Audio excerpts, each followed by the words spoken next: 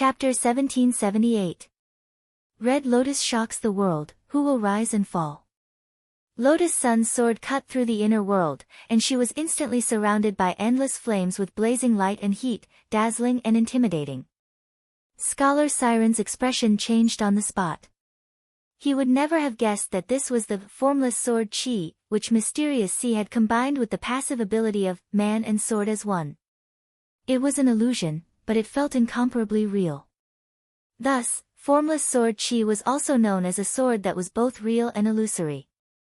Unable to see through this, Scholar Siren was even more certain that Lotus Sun was the legendary Blood Lotus Slaughterer.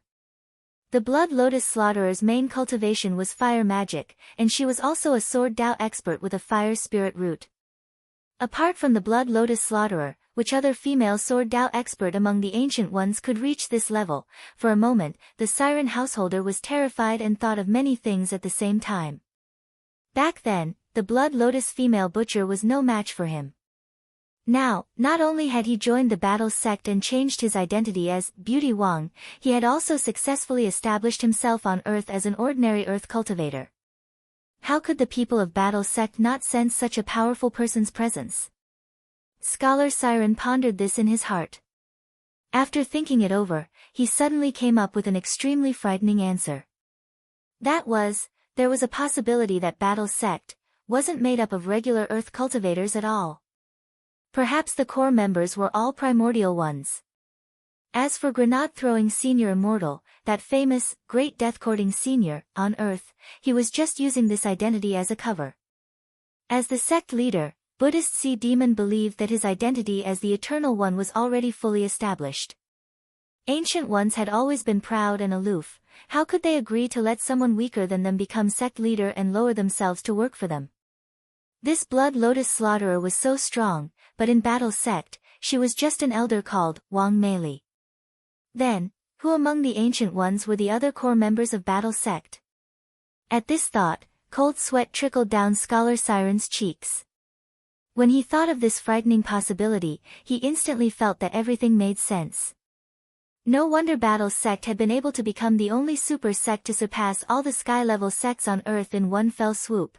No wonder Battle sect could take the lead in negotiating with Divine Dao Star, communicate with those extraterrestrial visitors, and establish normal diplomatic relations. So the root cause was, it was very likely that the core members behind the Battle sect were a group of primordial ones. Are you still thinking about other things during the battle? Lotus Sun's voice was cold as she stared at the crumbling inner world and the sea demon householder, who was vomiting blood due to the backlash from the inner world's collapse. She was neither too fast nor too slow. She was checking on the Siren householder's current injuries to ensure that her next blow would not kill him. It was necessary to keep them alive. This was because Lotus Sun felt that householder Sea Demon definitely knew a lot of things. Perhaps there was someone even more powerful manipulating things from behind the scenes. Buzz! The red lotus sword chi swept out, piercing through the air and lighting up the sky. The Siren stared at the pale face and took out a glazed metal shield from his body. The sword chi landed on the metal shield and exploded with a blinding light. Cracks instantly appeared on its surface. This was the Siren householder Sea Demon's liver. As a liver emperor among cultivators back then, he had stayed up all night cultivating and tempering his liver, refining it into this indestructible metal shield. For 10,000 years, who knew how many fatal attacks it had withstood for him without suffering any damage? Who would have thought that this battle with this Blood Lotus female slaughterer would actually tear his liver apart? Pooh! The Siren householder Sea Demon vomited a mouthful of blood, and his hands spasmed as he held the shield. Lotus Sun's sword chi was too strong, and had penetrated through the shield. Even though the Liver Emperor shield had blocked most of it, the remaining power was still enough to make the Siren householder Sea Demon suffer. If it wasn't for the Liver Emperor shield, the Siren householder Sea Demon felt that that blow just now would have been enough to kill him, and he would have been cut to pieces by the sword chi. The next second, he stepped back at top speed and decisively fled the scene. The inner world shattered on the spot like a broken mirror. The purple seawater turned back to its original blue, and Commander Li Weiwei's garrison troops and the Tengu army reappeared. The siren householder sea demon abandoned his armor and transformed into a fish that swam through the sea. By the time Lotus Sun reacted, her aura was already far away. Commander Li, I'm beautiful Wang of the Battle Sect. I've come to help you. After leaving the inner world, Lotus Sun immediately revealed her identity to Li Weiwei. Without another word, she controlled the seawater to freeze the Tengu army in front of her. Then, she transformed into a stream of light and jumped into the sea to chase after the siren householder sea demon. This time, the siren householder sea demon was truly frightened. He had clearly slipped far away, but he hadn't expected the Blood Lotus female slaughterer, who specialized in fire magic, to be faster than him underwater. Were people so unconventional these days? You're a fire magic cultivator, how can you swim faster than me? When Lotus Sun's figure gradually approached him, the siren householder sea demon's face turned pale with fright, and his heart trembled. The Blood Lotus female slaughterer was too strong, far stronger than he had imagined. What kind of resources did those ancient beings in the battle sect eat to reach this level? He found it inconceivable, and frantically swung his fishtail with all his might. Lotus Sun pursued relentlessly, and for a moment, two long lines of water were dragged through the surface of the sea, one in front and one behind, like two water dragons. This woman was too terrifying. The siren householder sea demon didn't dare believe it. Back then, he had clearly suppressed her, but not only had she broken his inner world with one sword strike, she had also pursued him relentlessly and put him in such a difficult position. Gritting his teeth, he swore to himself that he would take revenge in this battle, and that he would make this Blood Lotus female slaughterer, and those people from the battle sect pay double. But this was on the premise that he had to survive and bring back the information. He couldn't allow himself to be caught. To Lotus Sun's surprise, under his relentless pursuit, the siren householder sea demon finally gave up and didn't take another step forward. The siren householder sea demon cut open his stomach, took out his heart, and held it in his hand. I won't let you catch me. This old man is ruthless, you're still too inexperienced, little doll. As soon as he said this, the siren householder sea demon immediately squeezed his hand and burst his heart like a balloon in front of Lotus Sunday. He's dead. Looking at the blood-soaked seawater, Lotus Sun was stunned. She had wanted to catch him alive, but hadn't expected the siren householder sea demon to die. For a moment, she blamed herself. On the other side, Wang Ling withdrew his gaze when he saw the heroic scene of the siren householder sea demon committing suicide. Glio Finlay was stupefied. He died just like that? That's impossible, right? Wang Ying's voice came from the side. He showed himself and leaned against the wall with his arms crossed as he sneered. How can it be so easy for an ancient being to die? Glio Finlay, that's true, this type of almighty most likely has a way to resurrect. Wang Ying, it's not really a way, it's just a special privilege left behind by Dao ancestor Wang. Have you forgotten the forsaken land of the gods and that Qingtong cat in it? Hearing this, Glio Finlay was suddenly enlightened and instantly understood what Wang Ying meant. I get it. President Ying, you mean that the other party deliberately committed suicide to actually enter the forsaken land of the gods and get rid of his pursuers? That's right, that's a special place for Dao gods and above. They can choose a place to be resurrected at the cost of their own cultivation. It's like a lizard cutting off its tail to protect itself. After saying this, Wang Ying couldn't help curling his lips. It's just that he probably didn't expect that the bronze cat in the forsaken land of the gods is also on our side. Ha ha ha. Isn't that walking right into a trap? Glio Finlay laughed. So I went to the forsaken land of the gods just now to greet that bronze cat. Wang Ying said, I wanted to resurrect this siren householder sea demon according to the rules, and see where he will choose to be resurrected. Glio Finlay, is this fishing? Wang Ying nodded. Of course it's fishing. Also, this is Lord Ling's intention. Chapter 1779. After smoothly completing the transaction with Bronze Cat, Buddhist Siren was randomly reborn in a corner of Earth, and he quickly fled the planet in the direction of the Milky Way. He had calculated that his rebirth point might be captured, so he had chosen this more roundabout method. He had initially planned to split Battle's sect and Huaxiao alliance. As long as he wiped out the hundreds of troops stationed on the island, it would create the false impression that there was a mole in Battle's sect and make the other side suspicious of each other, which could lead to a split. But he had never expected that his plan would fail at the hands of that Blood Lotus female butcher, and that he had discovered something even more important than splitting Battle's sect. It was very likely that all the core members of Battle's sect were hidden immortals. After flying in space for a long time, a speck of light arrived from a distance.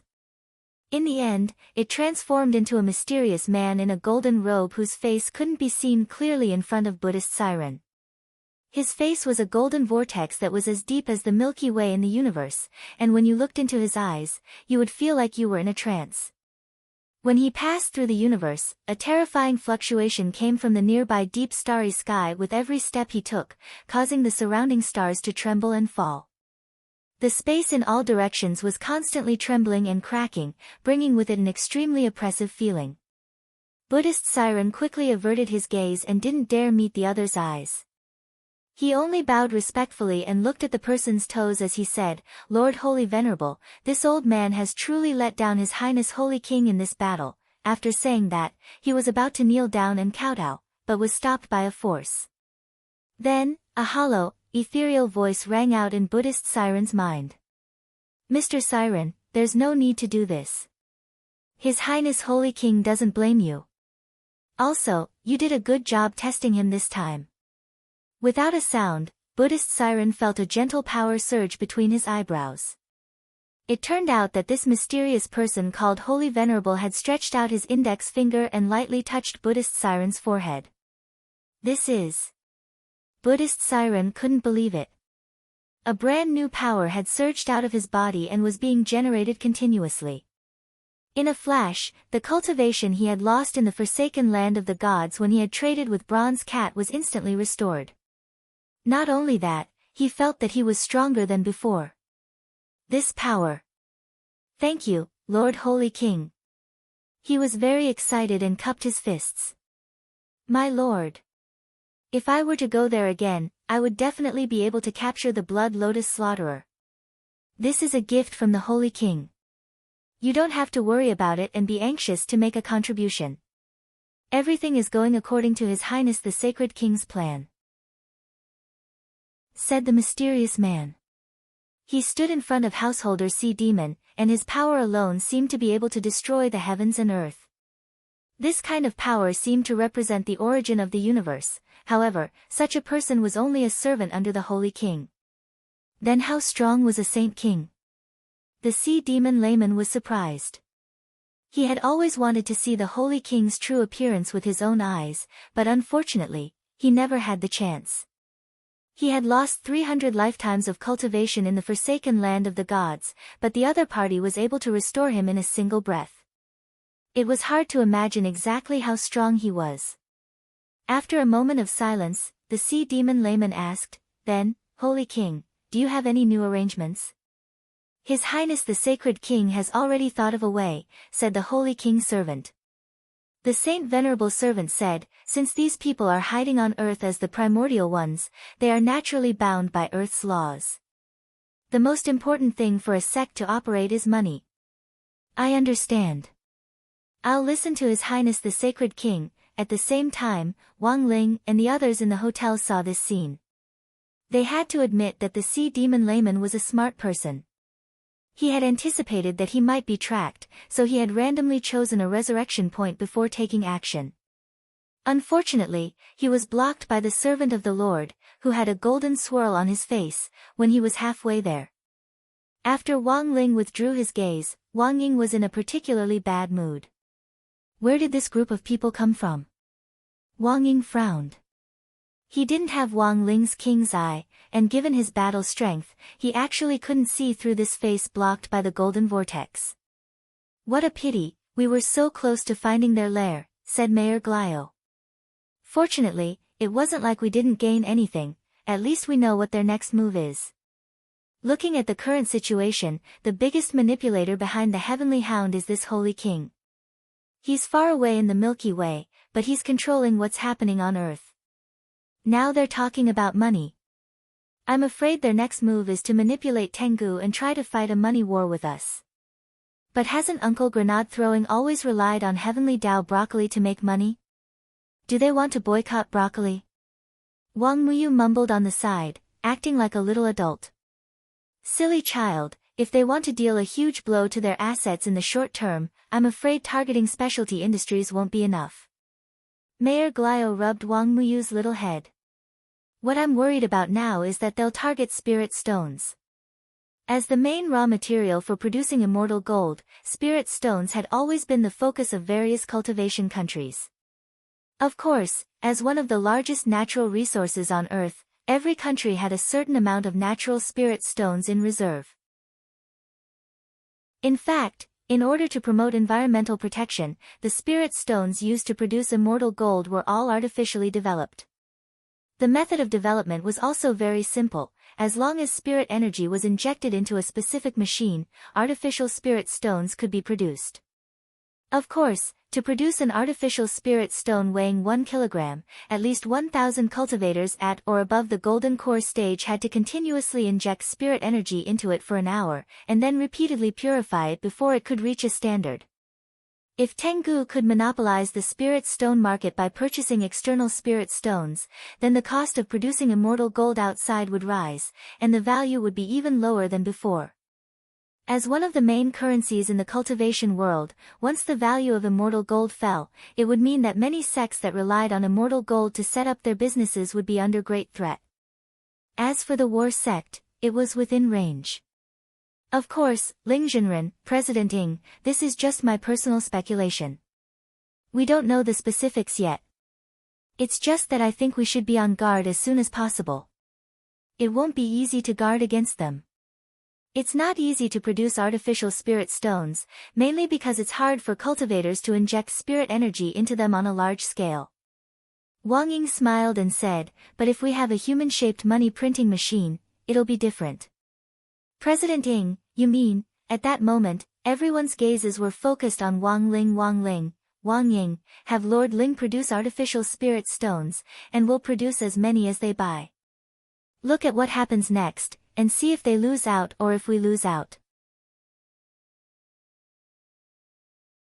Chapter 1780.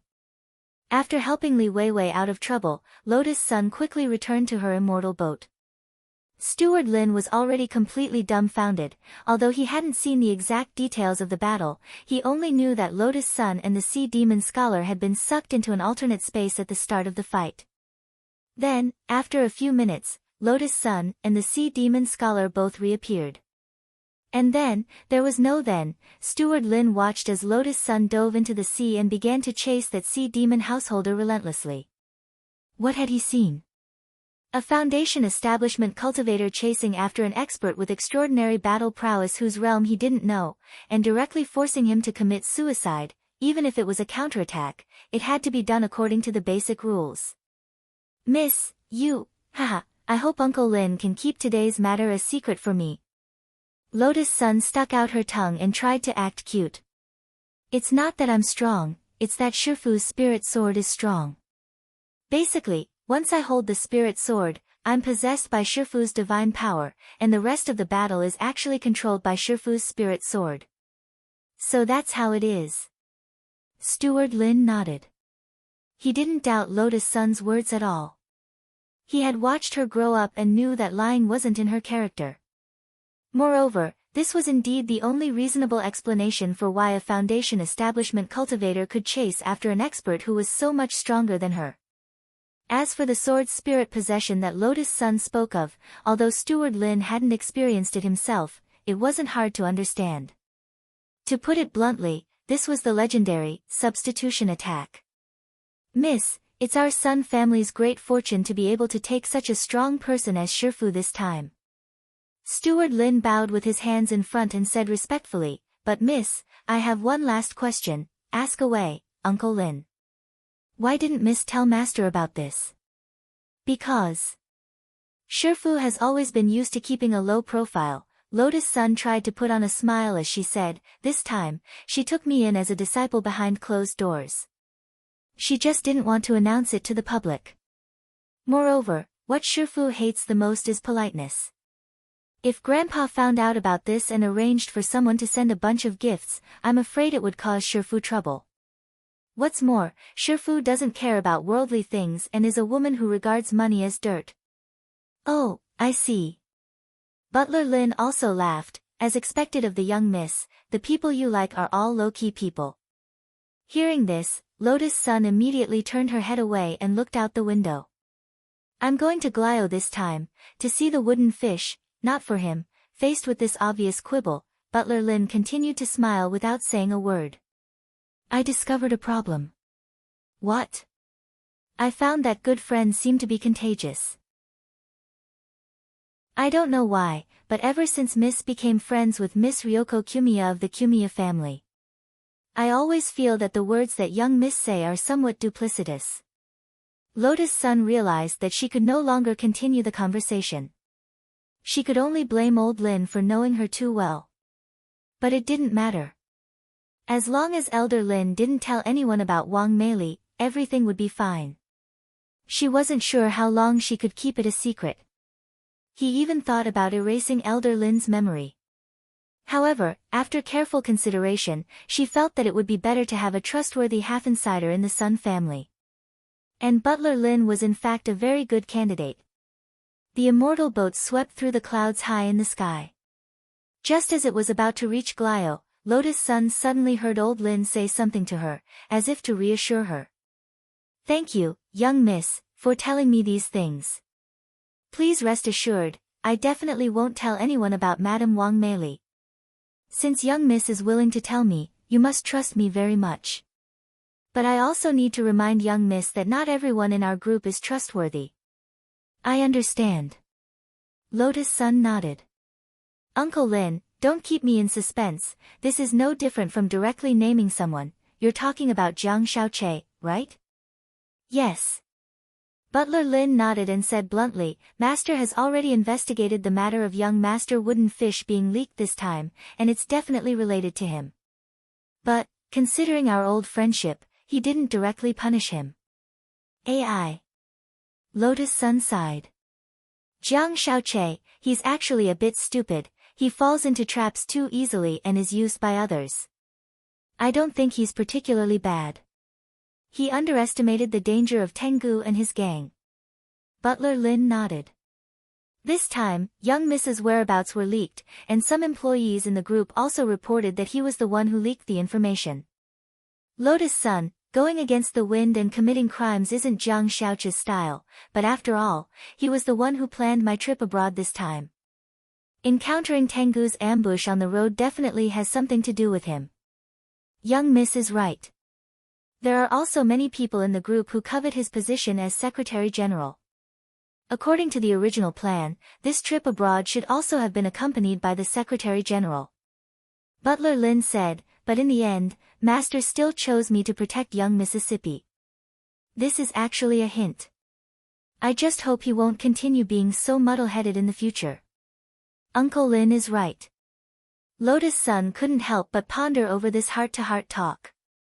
Speaking of which, Jiang Xiaoche was also a playmate who had grown up with her, and it wasn't that she couldn't sense Jiang Xiaoche's feelings for her, but sometimes, feelings were a very complicated thing. If you didn't feel anything, you just didn't feel anything. She knew very well that she would never fall in love with Jiang Xiaoche in this life. At most, she would only see him as an older brother. But in recent days, Jiang Xiaoche had repeatedly overstepped his boundaries. At the end of the day, she thought it was all because of jealousy. She had to think of a solution as soon as possible. From the perspective of a childhood playmate, she really didn't want Jiang Xiaoche to continue making mistakes. "Uncle Lin, don't you think we should have him find a wife as soon as possible and settle down?" Lotus Sun said, "You should have a lot of connections in this area, right?" "I can try." Butler Lin nodded. Among Huaguo Water Curtain Group's derivative industries, such as entertainment variety shows, Butler Lin had single-handedly managed them. He had a lot of cultivation reality show resources under his control. Lotus Sun's idea coincided with Butler Lin's. He really felt that after returning to China, they should find a matchmaking reality show or a love show and arrange it for Jiang Shaoqi. Elsewhere, Super Chen, Hero Gua, Li Yuyue and Fang Xing had officially arrived in Glio City, and under Huaguo Water Curtain Group's arrangements, they were staying in a chain hotel. When will Boss Sun arrive? I didn't cross mountains and seas just to do my homework here. When Super Chen's familiar voice rang out in the next room, Wang Ling instantly shuddered. Good heavens, this group of people had directly surrounded him. Chapter 1781. In the past, given Wang Ling's unsociable personality and slight social phobia, he had been extremely repulsed by the feeling of being surrounded by people. But now, he realized that his temperament seemed to have been smoothed out a little. At the very least, when he faced Super Chen, Hero Gua, and these classmates whom he interacted with every day and could be considered familiar with, he no longer felt that they were strangers from the bottom of his heart. When all was said and done, Wang Ling felt that he actually longed for a few friends. They didn't need to be too strong or rich, as long as they were kind people who lived a positive life and were full of love, that was enough. With this group of people by his side, even just listening to them chatting on the side seemed pretty interesting. After sensing the movement next door, Wang Ling hesitated whether to go and say hello. At that moment, Wang Muyu took the initiative to tug at the corner of his shirt. Brother Ling, do you want to go and take a look? The little guy was obviously encouraging him, and very cleverly changed the way he addressed him. Wang Ling realized that he couldn't resist Wang Muyu's star eye attack, and in the end, he took the little guy's little hand and walked out of the suite. I won't be going, Ling Zhenren.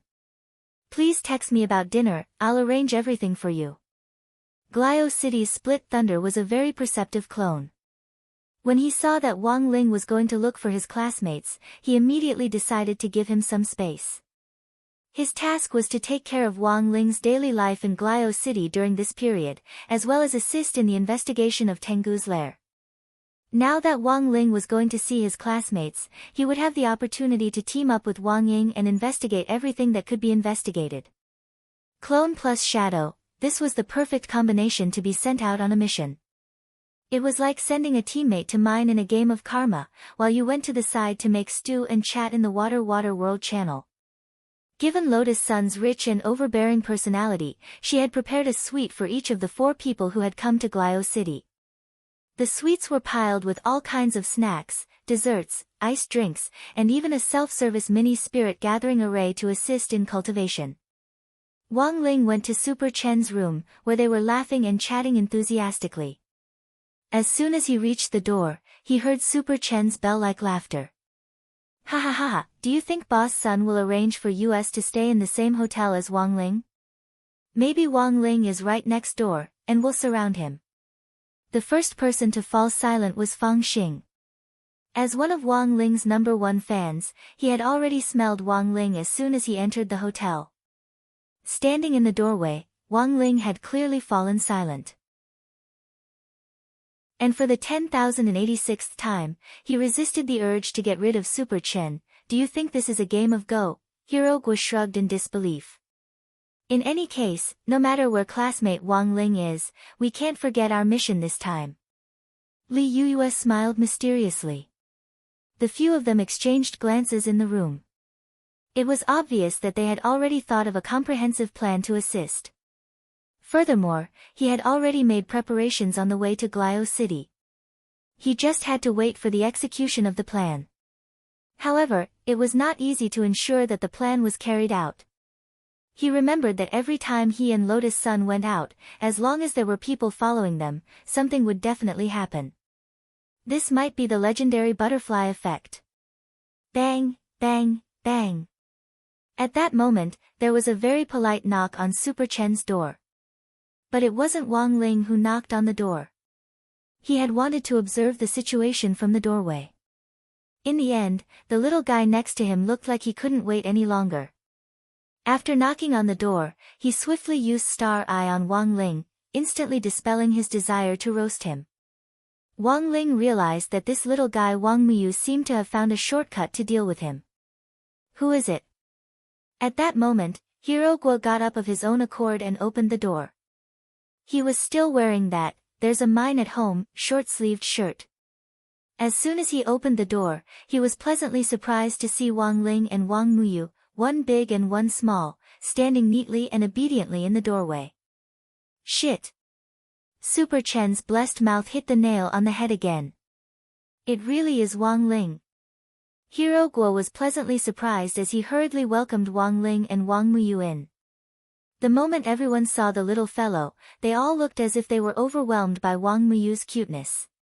Wang Ling really rarely saw Super Chen and Hero Guo, these two iron-willed men, blush at the sight of a 6-year-old child's cuteness, as if they were two idiots. As a core member of Battle Sect, Fang Xing was the only one in the room who knew Wang Muyu's true identity. "Hello, big brother, big sister," Wang Muyu greeted them politely.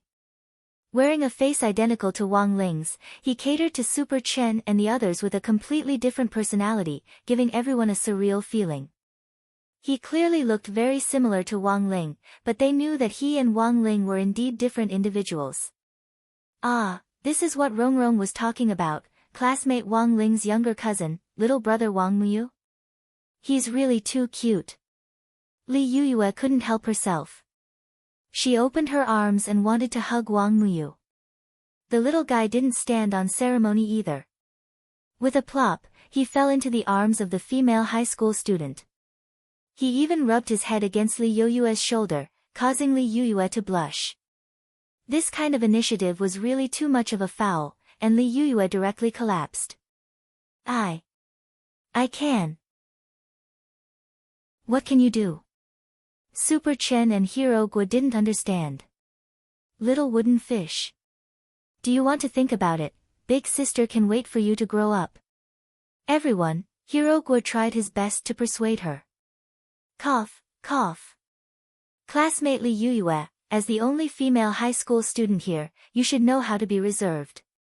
Wooden fish is still young and needs to be taken care of, you'll scare the child like this. Ah, sorry. I actually really want a younger sister or brother, but my parents keep saying that it's already hard enough to raise me, and they don't want a second child. Li Yuyue hugged Wang Muyu and sighed. But now that I've seen wooden fish, I think I can do it again. When I get back, I'll definitely persuade my parents to have another one. Everyone in the small room sighed. Ah, I never thought Lingzi's little brother would be so unrestrained. I'm starting to wonder if wooden fish is classmate Wang Ling's younger cousin. Why does it feel so unreal? Super Chen laughed.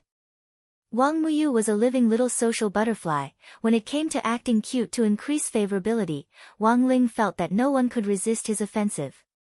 Well, since everyone has seen the Makujio, shall we go to the hotel's restaurant to have some food first? Boss Sun ran into some trouble on the way, and she just told me that she'll be there right away, Fang Xing suggested at that moment. He was the only one here who knew what was going on, so he naturally had to think of ways to control the situation and prevent the topic from getting too dangerous. Otherwise, given Super Chen's lousy mouth, any big truth would come out. Chapter 1782. Within the wisdom tree, news of the siren demon's defeat quickly spread. The 8-star Tengu, nicknamed Master Ba, told everyone the order from the top. For a moment, everyone was disheartened. They had thought that their plan to split the battle sect would go smoothly. Who would have thought that such an inexplicable and unheard-of expert would appear out of nowhere? It could be said that Wang Meili's appearance was an accident. She had appeared out of nowhere and blocked the way, destroying all the plans that Tengu was trying to implement. The Siren Demon Senior lost to Wang Meili. Her again, where did this woman come from? Where did she come from? According to the reliable information provided by Di Zun and the records of the Siren Demon Senior's fight, we can conclude that this Wang Meili is an eternal one. This battle sect elder named Wang Mimi was very likely to be an eternal one, just like Di Zun and householder Sea Monster. She was known as the Blood Lotus Female Butcher in ancient times, said Master Ba. The Blood Lotus Female Butcher. The Tengu were in an uproar. No one had expected Wang Meili to be an eternal one as well. But when they thought about it carefully, it seemed that this was the only explanation for why Wang Meili could defeat the Siren Demon Senior, who was also an eternal one. The true strength of these eternal ones was far beyond the comprehension of Earth's cultivators. They could easily beat a planet like a bowling ball. The reason why Tengu had been able to grow unbridled over the past few years was ultimately because everyone had full confidence in themselves. They knew that there was a big shot, the Eternal One, whose combat strength far exceeded that of Earth's cultivators. The Siren Demon Senior was an Eternal One that they were familiar with, and Dizun was familiar with. A 5-star Tengu said, "It seems that everything makes sense now. I was wondering why the battle sect could develop so much in such a short period of time. It turns out that there is an Eternal One behind it." Master Ba crossed his fingers and held his chin. "You're wrong. I'm afraid the battle sect's background is deeper than we thought." "What do you mean?" "According to the Siren Demon Senior, unless there is a great benefit, the proud Eternal One would not lower himself to work for someone else. The Sea Demon Layman and the Venerable Sovereign are good friends, so he has a reason to help us." "Then why is this Blood Lotus female butcher an elder in the fighting sect?" "Maybe he's also a friend, like a guest." "Since we're friends, I'll help as friends." "Don't you think it's strange that she's wearing the skin of a beautiful earth cultivator to hide her identity as the Blood Lotus female butcher and willingly hide as an elder in the battle sect?" Master Ba said. At this point, everyone suddenly understood. The 8th Master is right. Many people nodded in agreement. Thinking of the behemoth hidden behind battle sect, they were a little flustered for a moment. Then if that's the case, aren't there a lot of ancient beings hidden behind battle sect? Even grenade-throwing Senior Immortal, the leader of battle sect, and the elders of the core group might be one of them. So, this is what Senior Siren Demon Senior is most worried about. Under the mask, Master Ba's expression was exceptionally solemn. His tone was low, and everyone could sense a hidden tension in his voice. Although Senior Siren Demon Senior's operation this time failed, at least we've probed battle sect's strength and avoided direct losses in a head-on clash. The other party might have no less than 10 ancient beings in their hands. Can we really resist them? Ha! Are you looking down on the Venerable Sovereign? Master Ba laughed. The Venerable Sovereign never said that Senior Siren Demon Senior was his only friend. Also, I've already received news that the Venerable Sovereign will continue to send more than 20 ancient beings to support us, both openly and secretly. Furthermore, the Venerable Sovereign thinks that we have to crush battle sect first before destroying its financial network. So the Senior Siren he sent to us is also an expert in this area. What kind of senior is he? This senior's codename is Stonecutter. As the name suggests, he has a way of turning wasteland into spirit stones. This is much faster than injecting spirit energy into the spirit stone making machine. Master Ba said, with the help of Senior Stone Apothecary, we can sell the spirit stones created by Senior Stone Apothecary for cash. Then, we can continuously expand our capital without any losses. In the end, we can monopolize the spirit stones on Earth and push down the value of immortal gold. So that's how it is. They want to empty battle sect? A 6-star heavenly hound exclaimed. But there are ancient beings in battle sect. If they send them to inject spirit energy and use the spirit stone making machine to create spirit stones, won't that create a conflict with us? It's impossible. Master Ba shook his head. The steps of Earth's spirit stone making machine are complicated. After injecting spirit energy, it needs to be repeatedly purified to form spirit stones. Although the ancient beings have an ocean of spirit energy, they are still people from ancient times. Spirit energy isn't the only type of energy in their bodies. It's impossible to analyze such a complicated energy composition with Earth's spirit stone making machine. Unless there's someone who can continuously produce pure spiritual power, and can continue to output it regardless of the cost, that's the only way. Lord Ba smiled and said, everyone here should be very clear that such a person simply doesn't exist. Using the spirit stone making machine to continuously produce spirit stones and injecting spirit energy without rest will consume one's lifespan. Even a ready-made spirit stone making machine has to follow a reasonable rotation system. No one would be stupid enough to squeeze themselves dry in a place like this. Master Ba's words make a lot of sense. Squeezing yourself dry isn't good for your kidneys. The heavenly hounds roared with laughter, and the originally tense atmosphere began to gradually ease up. Don't worry, everyone. Dizun promised me that the ancient beings who came to our aid this time will definitely destroy Battle Sect. Apart from the stonecutter that I just introduced, there are many other ancient beings. Let me introduce them to everyone later. As for the ancient beings in the dark, where are they? As far as I know, they've already hidden themselves among Earth's cultivators. Just like the beautiful Blood Lotus Butcher disguised as Wang, they have excellent identities as a cover. They could be male stars, female idols, delivery boys, shoe manufacturers who refuse to apologize, or authors who refuse to update their chapters because they don't know how to update their chapters.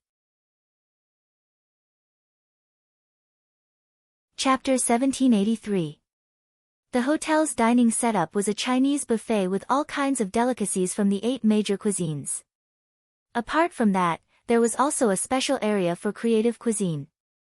The people accompanying them realized that crispy noodle snacks seemed to be indispensable to these creative cuisines.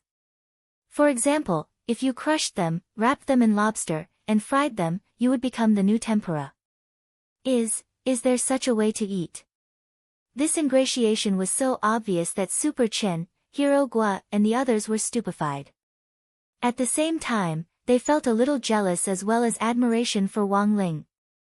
In a normal situation, no one would be able to withstand such a fierce sugar-coated bullet from the young miss of a financial group.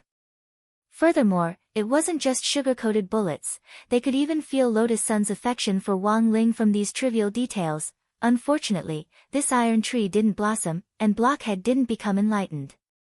That innocent face with its dead fish eyes looked like it would never receive any emotional signals, which made people feel anxious. Old Pan had always opposed high school relationships, and believed that studying was always the top priority. The people from number 60 high school could naturally understand their teacher-in-charge's good intentions. But when it came to relationships, it was hard to say. Sometimes, a spark would suddenly sprout, and there was no stopping it. Of course, this included Super Chen, Hero Gua, Li Yuyue and Fang Xing. They weren't the slightest bit worried that Lotus Sun and Wang Ling would be criticized by the school for their relationship in high school, because judging from the current results, Wang Ling, this blockhead, was like an emotionless machine. Perhaps it would take a long time for the seed of this emotion to blossom and bear fruit. When do you think they'll be together? Hero Gua asked curiously as he put food on his plate. I don't think they'll be able to settle it in high school. Maybe in university. Super Chen guessed casually. He had just said it casually, no one thought that Super Chen's casual remark would actually become a prophecy later on. They talked and laughed as they put food on their plates. Only Fang Xing's expression was unruffled like an ancient well, and it wasn't hard to see that he was a little solemn. He was the only one among them who knew Wang Muyu's true identity. At the same time, as one of the core members of the Battle Sect, he had naturally come with a mission. Although Super Chen, Hero Gua and Li Yuyue had been invited by Lotus Sun for this trip abroad this time, Fang Xing still had to pay attention to controlling the conversation at all times, as well as the safety of the 3 of them during their regular trips. After all, Tengu was already trying to make a move on Lotus Sunday. If they went crazy, they might even attack Lotus Sun's classmates. As people who had been personally invited by Lotus Sun to travel abroad, it went without saying that Super Chen and the others were in danger. Thus, Fang Xing was extremely cautious throughout the meal, keeping a close eye on his surroundings for any suspicious people. In short, Fang Xing was really too nervous. So nervous that he could even feel it. Wang Ling didn't know when it had started, but Fang Xing had felt a kind of pressure on him. In Wang Ling's memory, Fang Xing hadn't been like this in the past. His sunny smile and unruffled demeanor seemed to be what Wang Ling remembered him to be like. Wang Ling glanced at Fang Xing out of the corner of his eye, then walked toward the private room from the cooking area. In passing, he used the primer spell to toss a piece of crispy noodle snack chocolate into Fang Xing's plate. Dessert was good for easing the tense atmosphere. Fang Xing stared blankly at the special chocolate on his plate for a long time. He seemed to sense Wang Ling's meaning, and then he adjusted his breathing and heaved a sigh of relief before following Wang Ling into the private room. He had just taken a step when the crisp sound of a plate shattering rang out behind him. Someone smashed the porcelain plate in his hand onto the floor and even pushed over the dessert rack on the table. Trash. All trash. What creative cuisine, putting junk food flour into noble desserts, is this how your hotel deceives its customers? A burly blonde foreign man cursed rapidly in a foreign language. Super Chen and Hero Guo weren't good at English, and the man spoke so quickly that for a moment, they didn't quite understand what he meant. They only roughly understood that the man was complaining about the desserts on the buffet table. It felt like he was taking a listening test, and it was a hellish listening test with difficulty. At that moment, Wang Ling's hand trembled slightly as he held the fork. Brother, forget it, let's not lower ourselves to this man's level. He's just here to pick a fight. Wang Muyu stood on a chair on the side and patted Wang Ling's shoulder lightly. He had to comfort him, because he felt that if he didn't think of a way to pacify him, it wouldn't just be this man who would die an ugly death, even the earth would die an ugly death. They sat motionlessly in the private room. As Wang Ling ate, he gazed at the back of the foreign man outside with his king's eye. Perhaps sensing the resentment behind his back, the man instinctively felt a chill run down his spine. But as the party who had been paid to do the job, he had to get it done no matter how difficult it was. My big brother, it's because he ate the food here. He's still lying in the hospital. This hotel's back kitchen isn't clean at all, he continued to clamor. He had no evidence, and was just making up empty words. Wang Ling realized that this seemed to be the ancestral skill of some foreigners who were good at lying, twisting right and wrong to make a lie sound like the truth. And to them, this might not be a lie, because these people had done it before. There were a lot of recent examples to illustrate this, and Wang Ling couldn't be bothered to prove it. He sat in the private room and kept his cool, planning to see how things would develop. Very quickly, the hotel's restaurant manager rushed over. He was a kind-looking, black-haired Asian little brother who looked very kind. When he saw the situation in front of him, he patiently explained to the man in front of him, "Sir, please show me your ticket." The man had all his props, and he hurriedly took out the ticket from his pocket.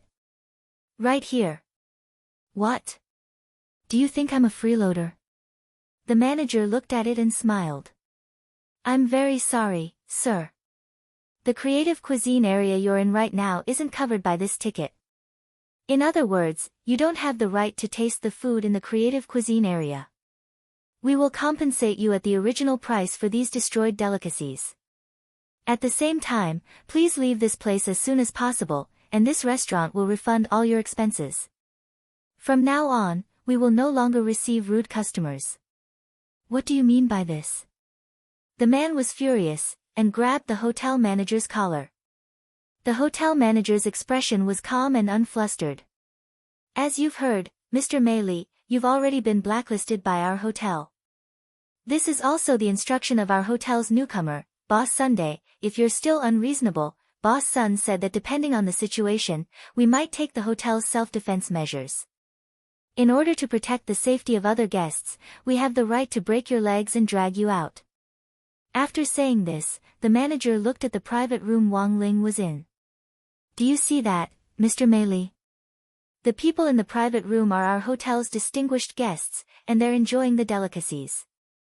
They're pitiful, weak, and helpless." Chapter 1784.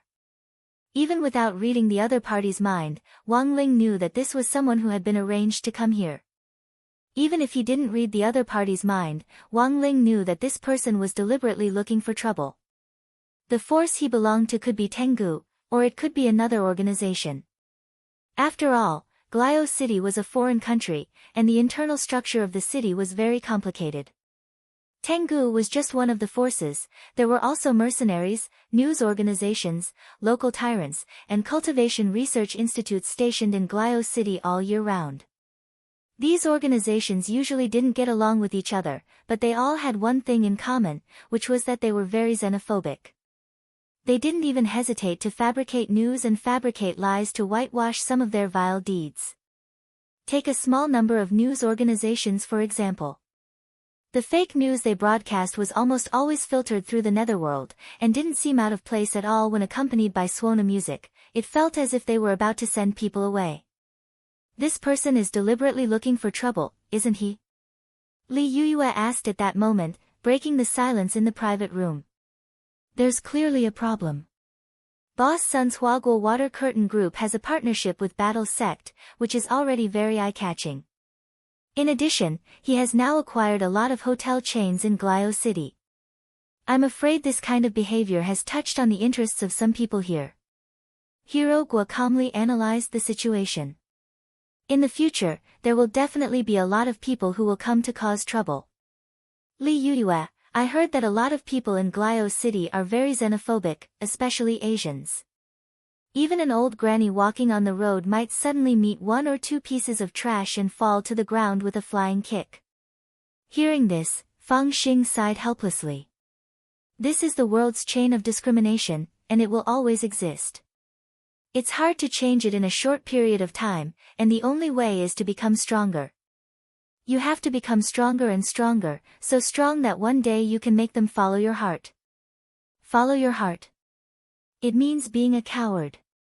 I see. As Wang Ling listened to the debate in the private room, he also noticed that the man outside had finally left the restaurant under the hotel manager's kind and forceful eviction. He had left, but this ruckus had still affected the customers around them. Faced with the mess in front of him, the hotel manager couldn't help sighing. He shook his head as he helplessly ordered people to clean up the mess. I wonder if the person just now had any camera equipment. At that moment, Li Yuyue suddenly said, nowadays, there are a lot of cases where the villain accuses the victim first. If that man had recorded something, then edited it maliciously and posted it on the internet, I'm afraid it would have a serious impact on Boss Sunday. That's too cheap. Super Chen was amazed. But you can't deny that there are people who believe in this. Whether it's in the country or abroad, people will only believe in what they believe. When the rumors started to spread, the truth was no longer that important to some people. They just wanted the temporary pleasure of venting their anger. After I say what I want to say, I don't care what the truth is. Do you want me to handle it? Fang Xing looked into Wang Ling's eyes and asked telepathically. Wang Ling secretly shook his head. He had already texted Wang Ming to check that person's coordinates and make sure that no strange things had been secretly recorded. Furthermore, given Wang Ming's personality, when he hacked into the other party's equipment, he would also publish some of the strange things that were stored in the other party's equipment. If they were uploaded to the internet for public exhibition, it would be a social death. Super Chen picked up a mouthful of food, and it tasted like wax in his mouth. Sure enough, after someone stirred it up, his meal didn't even taste good anymore. He couldn't help complaining, this kind of person doesn't know how to live. Everyone, at 8:00 that evening, when Lotus Sun had just arrived in Glio City. On the way to the hotel, she saw the news broadcast on the local news station.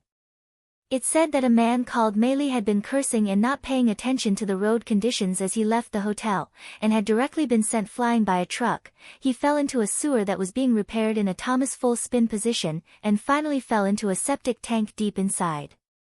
Because of the acceleration of gravity, he sank too deep, and after flopping around a few times, he suffocated and died. Lotus Sun, Uncle Lin, is this Mei the person who came to our hotel to cause trouble before? Steward Lin swept his gaze over the portrait on the screen and frowned. Not good, it really seems to be him.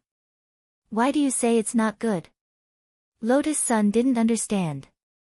Miss, there's something you don't know, but the forces in Glio City are very complicated. This person came to cause trouble right after we bought the hotel. It's clear that he was secretly arranged by a small group of forces. Steward Lin said, this person didn't directly die in our hotel, and from the surveillance footage, it was 100% an accident. However, the forces behind him definitely think that it was because this man caused trouble, so we secretly sent someone to get rid of him. Is that even possible? Lotus Sun was stunned. She hadn't expected to run into this kind of trouble as soon as she arrived in Glio City. She had just wanted to take everyone here to have some fun and sightsee, and in passing help Wang Ling use up the world snack voucher. She had never thought that as soon as she landed, she would be directly embroiled in a power struggle. Miss, I'm afraid the road ahead won't be easy. As the saying goes, a powerful dragon can't suppress a local snake. We've just bought the hotel, so we have to be very careful from now on. Steward Lin said worriedly, these people could retaliate against us or the people around us at any time. Miss, you have your own Shifu, so I can relax a little when it comes to safety. But miss, your classmates. Yu Yue will stay with me for the next 2 days, it won't be a problem. I can protect her, said Lotus Sunday, but what about that hero Gua? He has a lot of uncles, and maybe his uncles are also in those forces, Fang Xing. Uncle Lin should know, right? He's actually Immortal Shi Pai's son, so it's definitely no problem for him to protect himself. Then what about Super Chin? Hearing this, Lotus Sun instantly fell silent. Because she couldn't say anything about Super Chin. She could vaguely sense that Mei Li's death might have something to do with Super Chin. You see, miss, there are always places we can't take care of. Steward Lin frowned. I'm still most worried about Mr. Wang Ling and young Master Wooden Fish. Look at them, they're both so weak that they can stand up to a gust of wind, they could be seriously injured at any time. Lotus Sun, in fact, these two were the most dangerous. One was a little dragon man formed from the combination of excellent dragon genes, and the other was an immortal king with unknown strength, so here was the problem. Lotus Sun herself knew that a powerful dragon couldn't suppress a local snake. But these two were here. She was actually quite curious, even if they were suppressed, what could these people do to them?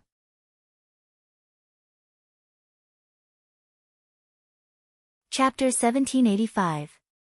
The Crimson Orchid Society was the largest mafia organization in Glio City. It engaged in all sorts of illegal activities and had several highly mature mercenary groups under its command. Mei Li, who had fallen into the septic tank and died, was one of the members of the Crimson Orchid Society.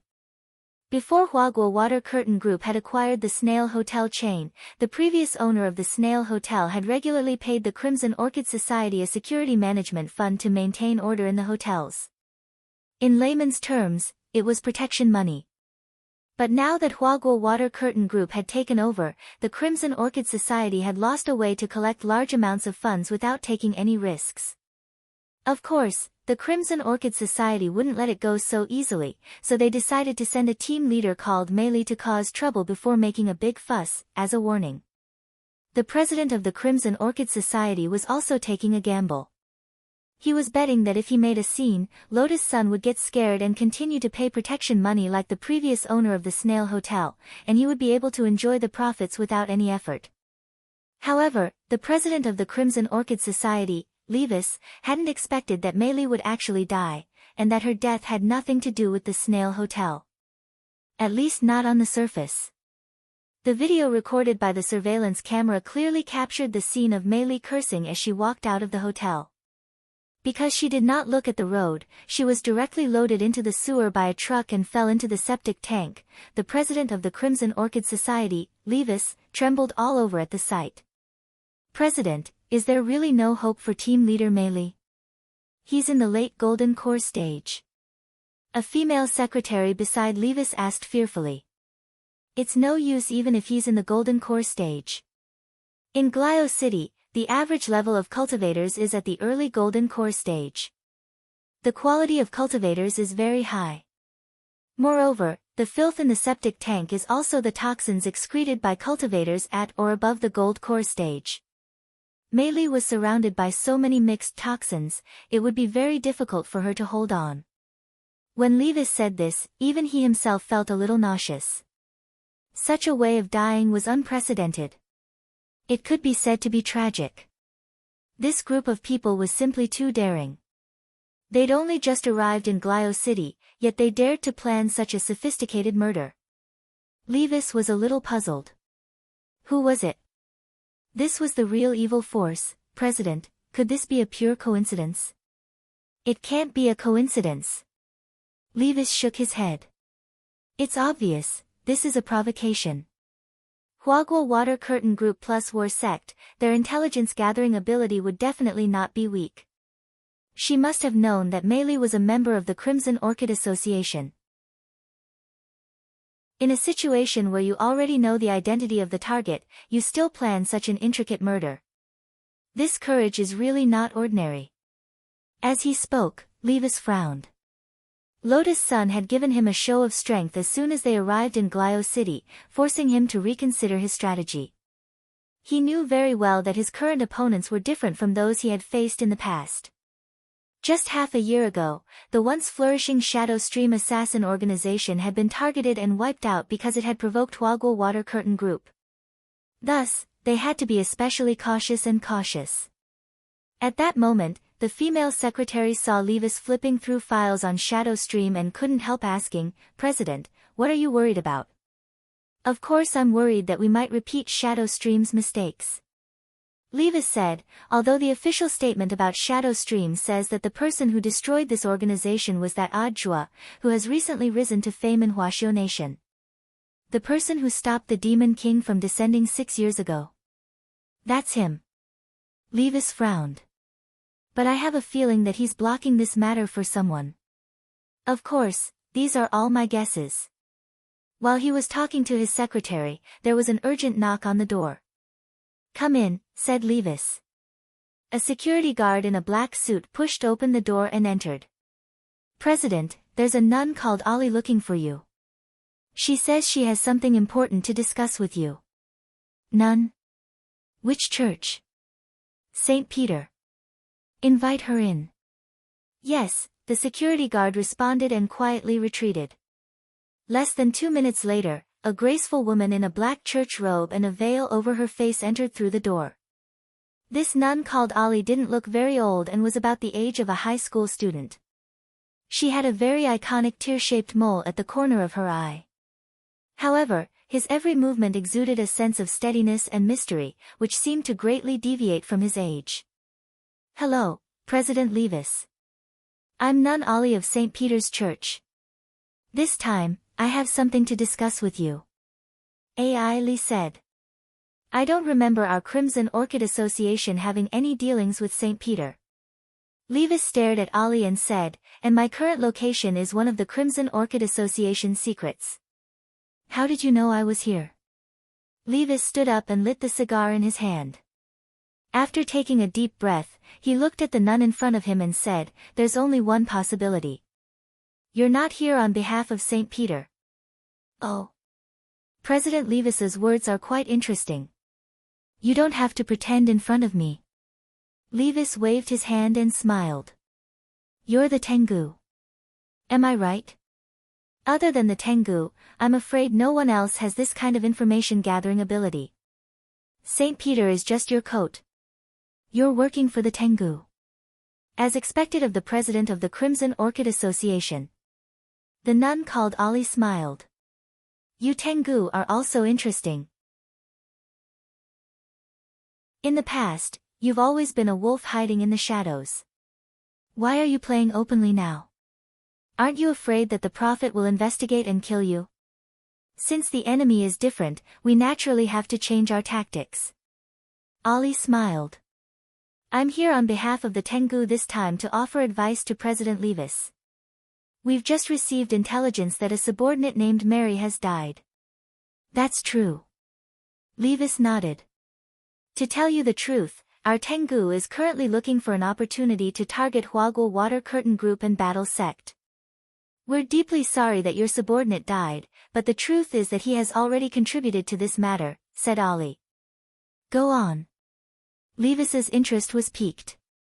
"It's very simple, Mr. Levis. Our top priority now is to restrict these people from Huaguo Water Curtain Group from leaving the country. Nun Ali said, according to Mishio's entry and exit regulations, anyone who is accused in the country can't leave Mishio's borders. Of course, the other party may be able to escape using a teleportation array, but if they do, it proves that they're guilty. So they have no choice but to stay and clarify the facts. You mean to restrict them all to Glio City? Levis smiled and nodded. Interesting. Glio City is our turf. As long as we can keep them here, it's up to us how we deal with them. If we let them go like this, it'll be hard to deal with them. That's what I mean. Ali nodded.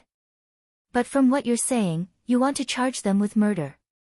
But Huaguo Water Curtain Group's legal team isn't to be trifled with. You don't have to worry about this, President Li. We've already found information on the truck driver, said Ali.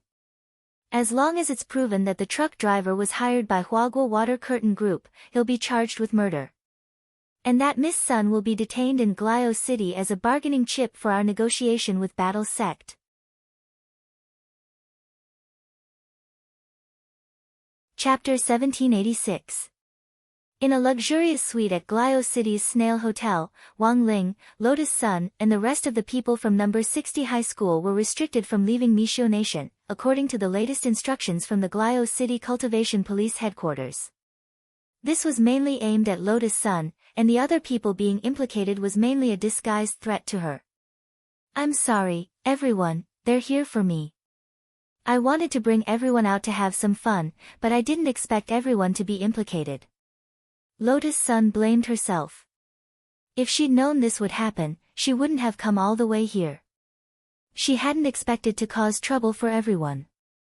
The most important thing was that she had caused trouble for Wang Ling recently. She felt that her relationship with Wang Ling had improved a little with great difficulty. In the end, something like this had happened today. Who knew if this would lower his impression of her? It's fine, Boss Sun, don't mind it too much. Even if we can't go out, it's good to enjoy good food in the hotel, Super Chen and Hero Gua said one after another. That's right, it's fine, Rong Rong. This group of people is just jealous of your family's development. We have plenty of time, I'm sure you can handle it. Li Yuyue also echoed. If they could go out, they would go out to play. If they couldn't, they would just turn on their shut-in mode and stay at home. As for Li Yuyue, it didn't matter as long as she could learn new cuisine. Their attitudes were much better than Lotus Sun had imagined. Thank you for trusting me. I'll resolve this problem as soon as possible. Lotus Sun smiled with relief, then turned to look at Steward Lin next to her. Uncle Lin, what's the situation now? Can we see the truck driver? We're still in communication. The Glio City Cultivation Police Headquarters said that they're still investigating. They've already arranged for a lawyer to meet with the truck driver, but the situation doesn't look good. It's possible that we won't be able to see him at all. Steward Lin frowned. It was clear that this group of people had come prepared, and had deliberately arranged for this to happen by forcibly detaining them. Furthermore, this was a serious crime. If they didn't think of a way to clarify the facts and used other means to slip out of Mishio Nation's territory, it might lead to deeper misunderstandings, and it would have an extremely negative impact on Huaguo Water Curtain Group and Battle Sect in international public opinion. Wang Ling was naturally aware of the stakes in this matter. He didn't blame her in his heart, because all of this was just an irresistible trend. Back then, he had vigorously pushed grenade-throwing Senior Immortal to establish Battle Sect and supported the latter's cooperation with Huaguo Water Curtain Group because he wanted to use Battle Sect as a cover for himself. Now that Battle Sect was growing stronger and stronger, and the attention of cultivators all over the world was focused on it, Wang Ling had expected to encounter a backlash in Glio City. It was just that he hadn't expected the other party to use this kind of method to forcibly detain them. He thought about it carefully for a moment. It seemed that Western cultivators were very popular to use this kind of hostage diplomacy method. No matter what, they had to put a label on you first. As for other things, they could slowly negotiate until one side completely gave in. However, there was no evidence to support this claim. It was the same for the cultivation police in Glio City accusing Lotus Sun of murder. From beginning to end, there was only the truck driver's false testimony. Right now, the worst-case scenario is that truck driver. He's the only witness. If we can't prove that he testified, it'll be hard for us to prove our innocence. Also, if something happens to the truck driver, it'll be even harder for us to explain ourselves. Fang Xing rubbed his chin and analyzed calmly. Classmate Fang is right. Steward Lin nodded. So our Huaguo Water Curtain Group has also applied for a witness protection order, but it's hard to say whether the cultivation police in Glio City will enforce it. These people are xenophobic to begin with, they probably won't listen to us, right? Hiro Gua sighed. I just asked an uncle of mine who works in the cultivation police in Glio City. We were clearly on good terms before, but he didn't tell me anything this time. He told me to stay put, and said that he'd find a way for me to get rid of his connections and return to China. You actually have a foreign uncle? Everyone was shocked when they heard this. Back then, my grandmother had more than 30 children, and my father was the 15th in the family. Now that the Guo family has expanded, my uncles are naturally all over the world. Hearing this, Steward Lin stared blankly for a long time before he continued, Classmate Guo, you're really amazing, but your uncle has his own concerns about not telling you more. Because the power structure in this matter is too complicated. According to the information I've received so far, Glio City's Crimson Orchid Association is leading this matter. This is the largest local mafia, and has several excellent mercenary groups. The president of Crimson Orchid Association, Levis, used to be a famous captain, but he once blocked a giant ship in the canal, causing a huge traffic jam that caused huge economic losses around the world. Later, Levis was fired, and his family property was confiscated as a punishment. His family broke up, and he was thrown into Glio City's prison. Who would have thought that he would make a comeback in prison, and now he's the president of Crimson Orchid Association. But if he's the boss of a mafia, will the authorities in Glio City listen to him obediently? Fang Xing said. That's why things are troublesome.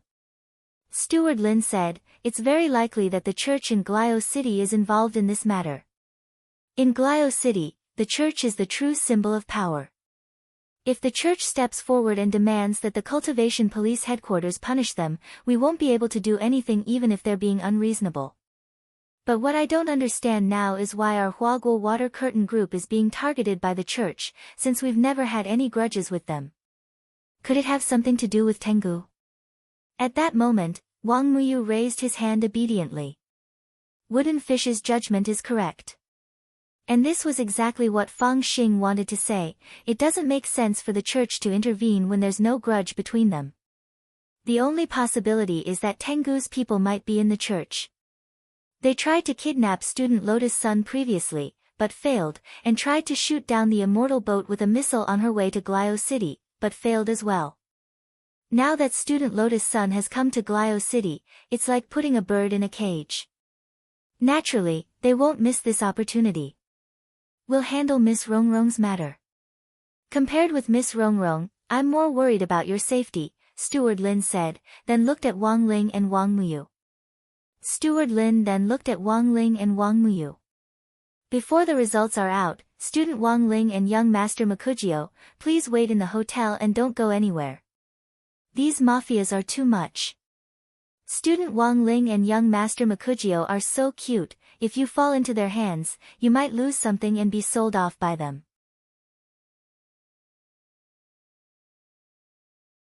Chapter 1787. Steward Lin knew nothing about Wang Ling and Wang Muyu's situation, so it was very normal for him to be worried. Wang Ling sighed deeply in his heart. He actually hoped that this bunch of people would come looking for trouble with him, because then he would be able to bear witness to who was causing trouble for whom. Compared with all this, Wang Ling realized that he was more concerned about Wang Muyu. For some reason, he felt that this little guy, who had caused him so much trouble before, had a particularly magical affinity with him. Although the little guy was strong, he was inexperienced, and Baijia's remote control had given him quite a scare. Wang Muyu, who had combined the 10,000 dragon gene, had limitless potential. But while he was strong, Wang Ling knew that Wang Miu wasn't fully developed yet. As for Bai Zhe, it was clear that he wanted to use the powerful ability of his moonlight dragon form to take advantage of the time difference and snatch the little guy back to him. But now that the little guy was so close to him, it wouldn't be so easy to snatch him back. At that moment, many thoughts flashed through Wang Ling's mind. To be honest, he didn't know what would happen next, and could only wait and see. It wasn't easy for everyone to come out, so I think Uncle Lin shouldn't worry too much.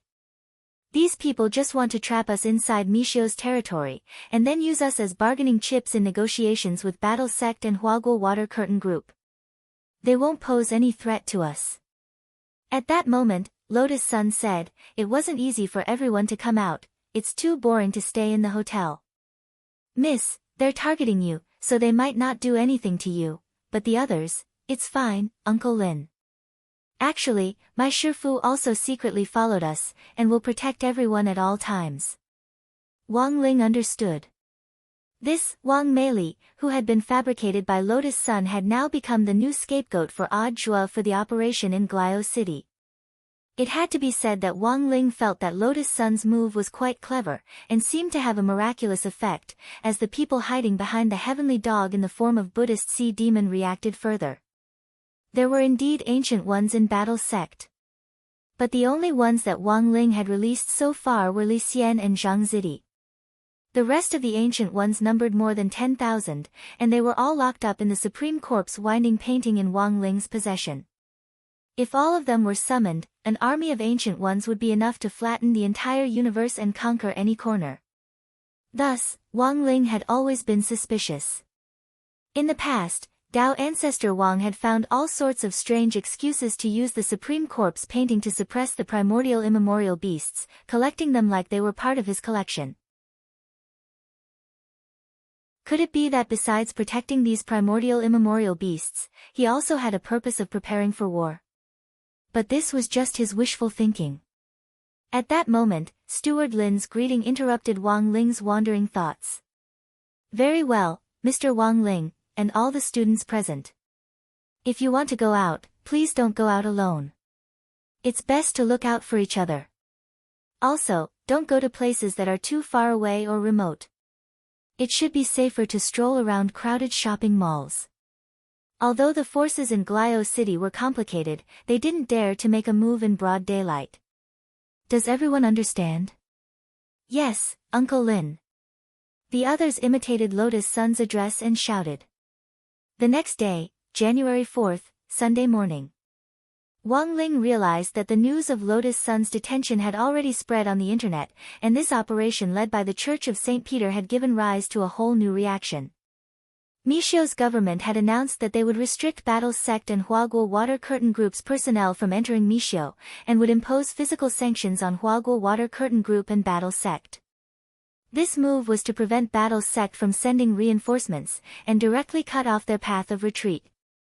So early that morning, Odd Zhua, who had wanted to go to Glio City, was directly stuck at the border. After returning to the car, Odd Zhua had a very worried expression on his face. This was because this game was no longer just between sects, but between cultivation countries. If either side took a step back, the other side would take a mile after taking an inch. Even Odd Zhua couldn't see how this would end. "Shifu, how's the situation?"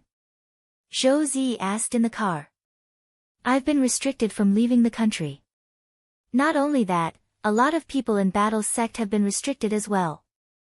Odd Zhua gripped the steering wheel and said with a slight headache, "I haven't figured out what to do yet. What instructions does Shigong have?" "No new instructions for the time being.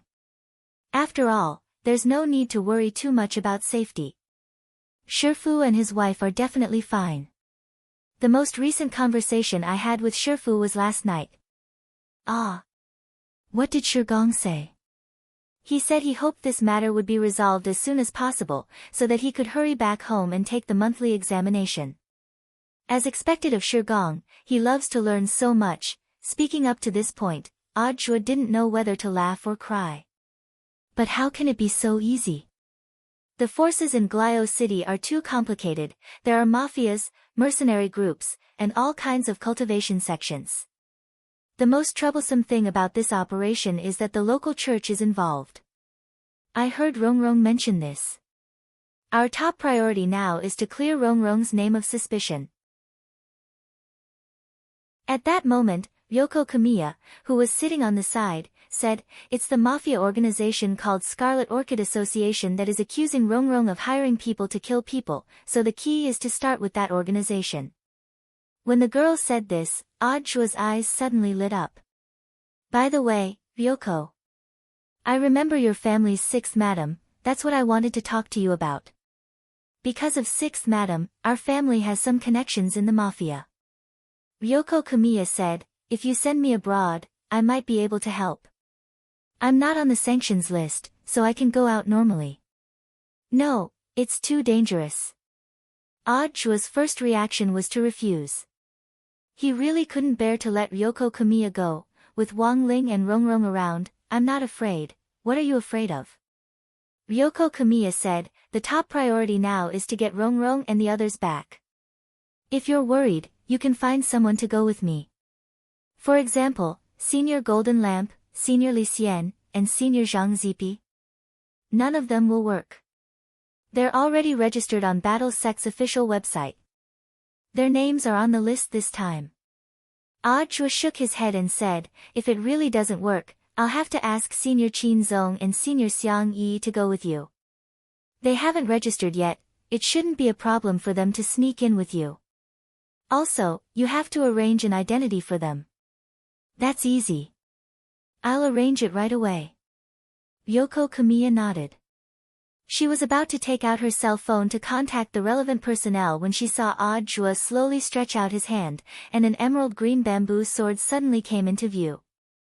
"Ryoko, I'll lend you this sword now. Glio City is very complicated. If you're alone, you can protect yourself with this sword."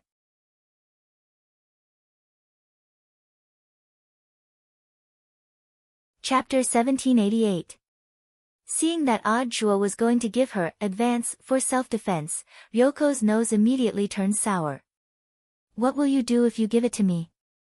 "I'll be fine. Senior Golden Lamp, Senior Li Xian and Senior Zhang Zipi can't get out anyway, so they'll be responsible for my safety. The most important thing right now is you." Ajua took Ryoko's hand and then kissed her gently on the forehead. "Glio City is very complicated. Keep in touch, and be careful. Nothing is more important than your own safety. You have to protect yourself. If someone bullies you, I'll drag them out myself when my entry and exit restrictions are lifted." I understand." Ryoko nodded and kissed Ajua's cheek back. Zhou Zi was left behind, shivering as he ate the dog food. Ryoko knew that this operation wasn't going to be that simple, because it had escalated to a game between cultivation countries, and was no longer a contest between forces or sections. She hadn't completely digested the whole thing, and had only learned the gist of it from Ajua's words. At the same time, she was well aware that if the Ryoko family got involved, the most dangerous situation would be that the entire Ryoko family would become a sacrifice in the struggle between cultivation countries. But Ryoko wasn't afraid. Despite all the previous conflicts between her and Lotus Sun, the Ryoko family had now formed an alliance with Hwagwoo Water Curtain Group. As the leader of the Ryoko family, she was also one of their allies, so she naturally couldn't sit idly by. Ryoko didn't know where she got the courage to face all this, but the moment she saw Ajua's distress, she suddenly felt an impulse. She suddenly realized that she really did like Ajua, and even more than she had imagined. At the headquarters of the Crimson Orchid Association, President Levis was gloating over the success of his plan. With the help of the Church of St. Peter, his plan to use the bribed truck driver to successfully accuse Lotus Sun, the eldest daughter of Hwagwoo Water Curtain Group, of murder had been a huge success. To be honest, even Levis hadn't expected things to go so smoothly. "I knew the church was strong, but I didn't expect it to be able to cover the sky with one hand." In the president's office, Levis smoked a cigar as he unabashedly praised the church's nun Ali, who was under Tengu's command. "This is just the initial cooperation. If President Levis is interested in the Tengu, you can become a member of the Tengu. Nun Ali smiled lightly. Levis laughed out loud. It's not impossible to join the Tengu, but I'll have to think about it. After all, I had never wanted to be a dog before. But now, it seems that having a strong backer behind you is also a kind of fun. Compared to that, I'm more curious about what Tengu will do next. Also, who is the great senior behind your heavenly hound? As for the seniors standing behind us, we'll know once guild leader Levis thinks things through and joins us. Sister Ali replied expressionlessly, but we can share our next action plan with you unconditionally. Oh. Tell me about it. As far as we know, the conflict between the Crimson Orchid Association and the Huaguo Water Curtain Group is nothing more than the snail shell's unwillingness to pay the protection fee after it changed owners. As a result, the Crimson Orchid Association has lost an economic chain that can continuously receive funds. Then, does President Levis know why the Huaguo Water Curtain Group suddenly bought the snail shell, and why the young lady of the Huaguo Water Curtain Group suddenly came all the way to Glio City? Levis frowned at these words, and he chuckled. It's not strange for the young lady of a financial group to want to go anywhere. She's still studying at a cultivation school called Number 60 High, but she suddenly ran overseas at this time. According to our investigation, it's actually for a child, Sister Ali said. Furthermore, according to our current reliable information, she's invited a lot of her classmates to Glio City this time. The child's father might be among them. Hearing this, Levis was so scared that he almost dropped his cigar. His eyes abruptly widened in disbelief, and he couldn't believe what he was hearing. Is this true? He didn't doubt Tengu's ability to gather intelligence. This was currently the most famous intelligence-gathering organization in the world. Furthermore, Tengu, which was represented by Sister Ali, was part of Tengu's core team. The rate of error in intelligence was almost negligible. Are all the young ladies of financial groups so fancy nowadays? How old are they? This is just the information we've gathered so far. But we still need to verify it. But the child and the child's father are both on this trip, and we've restricted them to Glio City for now. We'll know once we catch them all and question them one by one. Or maybe we don't even need to do anything ourselves, we can just collect some DNA samples in secret and get the corresponding evidence. Sister Ali said, there are many ways, but President Levis will need to make arrangements for the rest. It's not convenient for us, Tengu, to step in for the time being. President Levis's arrangements for the entertainment venues in Glio City can be described as taking advantage of both the black and the white. I believe that President Levis will give us a satisfactory answer for our cooperation. Levis frowned. But there's still a risk, isn't there? I remember that there's a hidden expert beside the young lady of the Huaguo Water Curtain Group. It seems that President Lee knows a lot. Sister Ali said, in fact, we, Tengu, have decided not to take action for now because of this reason. That expert is someone sent by the battle sect. His name is Wang Meili.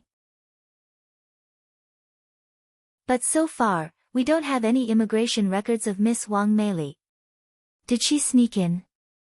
Levis asked. That's just one of the possibilities. Sister Ali said, there's another possibility, which is that this Wang Meili is actually one of the classmates that Miss Sun brought with her this time. In other words, President Lee's next mission is not only to find the child's father, but also to help us lure out the hidden Miss Wang Meili. It doesn't matter if she sneaks in or hides inside. President Lee, you must catch these two wolves. I'll try my best. Levis smiled. He didn't expect that this situation would turn into a werewolf massacre in the end.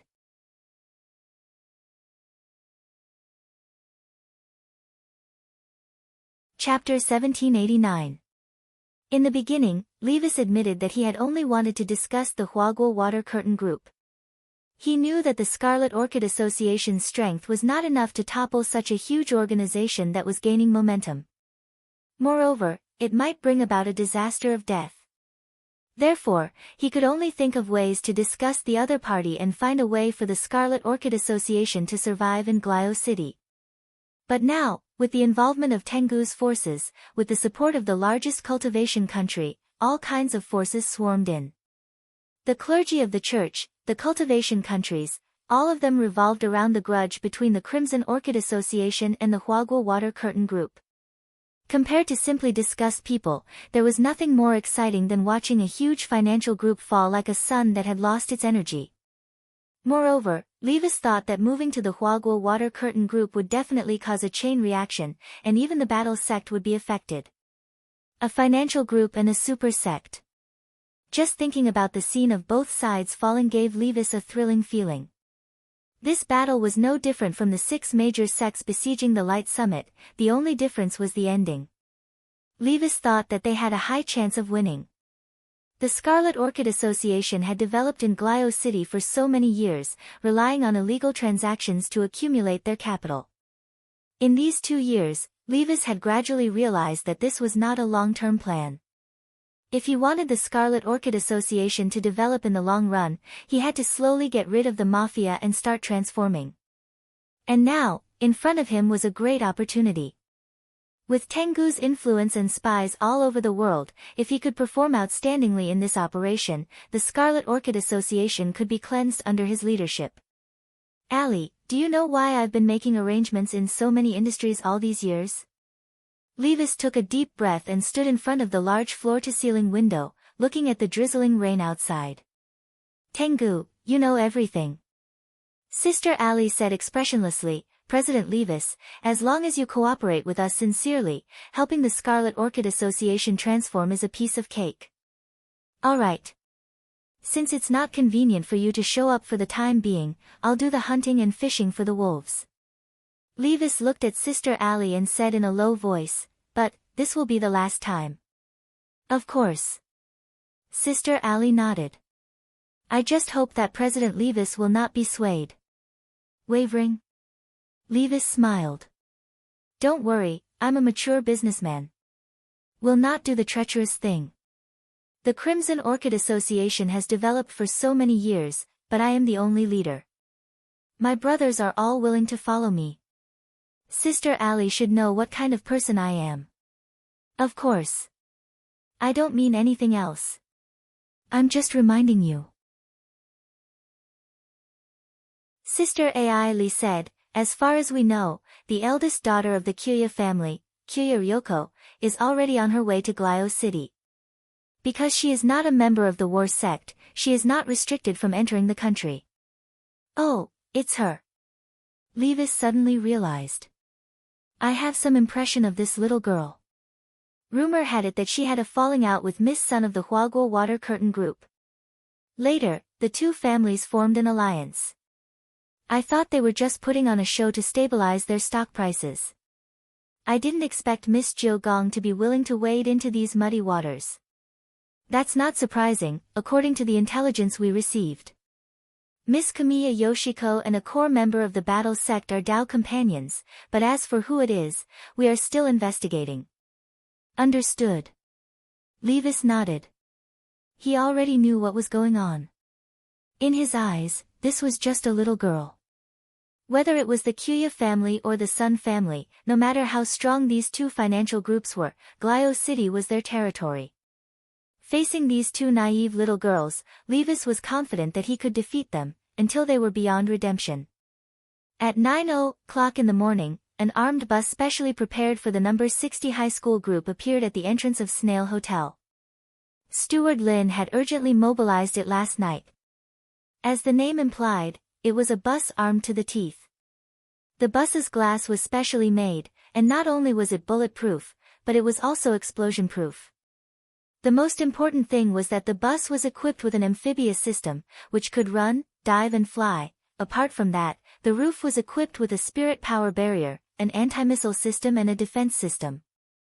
Staring at this gaudy configuration, Wang Ling couldn't help sighing in his heart. But when he thought about it carefully, Steward Lin wasn't in the know, so there really wasn't much he could do. When the enemy became ruthless, they would go crazy. Nowadays, all the gangsters were at the Soul Formation realm, which directly reduced the overall mystery and quality of the Soul Formation realm to the price of cabbages. Although these people weren't worth mentioning in front of Wang Ling, ordinary defense measures were ineffective against Soul Formation realm cultivators. He didn't think these safety measures were of any use, but it seemed that they could at least provide some psychological comfort to Steward Lin. Steward Lin had also drawn up the travel plans last night, and tried to find places with as many people as possible. Their first stop was Wolf, which he hadn't been able to visit before. Yesterday, he hadn't been able to buy the "No one knows crispy noodle snacks gift bag better than me," so today's first stop was here, which made him very satisfied. Everyone, buy whatever you want, not just snacks, just take whatever you want. The most important thing in life is to be happy. Lotus Sun, who had reactivated her rich woman mode, smiled. As she spoke, Wang Ling could feel the girl's entire body glow. Furthermore, it was the kind of radiance of a female bodhisattva who delivered all living beings from suffering. This armed bus didn't have a driver, and it used the smart driving mode of the Big Dipper navigation system. It was safe and stable, and although it looked cumbersome, it actually operated very smoothly, giving people a very safe feeling. Wang Ling sat in the last row of the bus, and Wang Muyu sat obediently on Wang Ling's lap. Lotus Sun couldn't help but be envious of this scene. She knew that normal people wouldn't get this kind of treatment. Wang Muyu was the only one who could. If it was anyone else, Wang Ling would definitely push them off. Wang Ling and his little brother are really close. Hero Guo couldn't help sighing emotionally at this scene. Really, let's not talk about little brother. I think it wouldn't be strange for Muyu to call Wang Ling daddy. Super Chin spread his hands. Wang Ling, as the armed bus drove on the highway, Wang Ling, who had been sitting peacefully in the back, suddenly sensed that something wasn't right about the route. He had already been to Wolf once, and knew the route very well. In the end, the armed bus seemed to be taking the long way. Uncle Lin, are we going off course? Why do I feel like we're going further and further away? The two of them were telepathically connected, and Lotus Sun quickly sensed that something wasn't right. Steward Lin's forehead was beaded with sweat. After checking the navigation system, his expression changed drastically. Oh no! Why can't I control the autopilot? He cried out in alarm, startling everyone in the bus. This navigation system isn't right either. It's not the Big Dipper navigation system at all. I clearly installed the Big Dipper navigation system. At that moment, a clear, sly, and annoying electronic voice came from inside the armed bus. Hello. Wicked Navigation, at your service.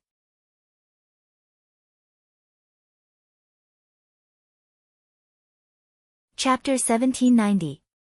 In the office of the Crimson Orchid Association, Levis used a huge satellite telescope to remotely monitor the situation in front of him. The armored bus that he had tampered with was moving forward according to the original plan. Tengu really has eyes and ears everywhere. Even Huaguo Water Curtain Group has Tengu's people. Levis smiled proudly. They're already cautious enough. They've brought along old employees who won't betray us easily. But we can use some means to replace those people without anyone noticing. Imitate their daily habits and looks, no one will be able to tell. Sister Ali said.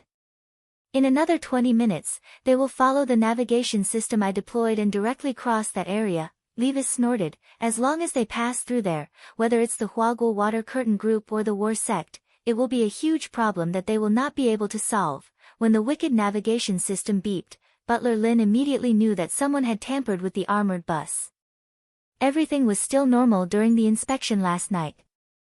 He even personally tested the navigation system to ensure that everything was correct before getting out of the car. Moreover, he had arranged for the commissioner of Huaguo Water Curtain Group to protect him throughout the night. When Steward Lin thought of this, he suddenly had a flash of inspiration. If the weaponized bus's system was still modified under such circumstances, it could only mean that there was a mole from Tengu among the two employees he had arranged to keep an eye on him last night. Steward Lin facepalmed. He never thought that this trip abroad would not only turn into a confrontation between the cultivation countries, but also a spy war. Isn't this a bit too exciting? Miss and students, don't worry. I'll stop the car right away, Butler Lin said. There's no hurry, Uncle Lin. The bus can stop at any time. Right now, the most important thing to figure out is why they tampered with the system, Lotus Sun said. Butler Lin slapped his forehead. That's right. Miss is right. Let me see. After saying that, he stared fixedly at the route on the screen of this wicked navigation system and frowned deeply. I remember this direction is Mishio's Cultivation Army Garrison Base in Glio City. Oh no. It seems that they want to force our armored bus into the military base. When the time comes, they will exaggerate and report this action, and it will be interpreted as a provocation. The problems we are facing will become international disputes. And you're even on the side of disrespect.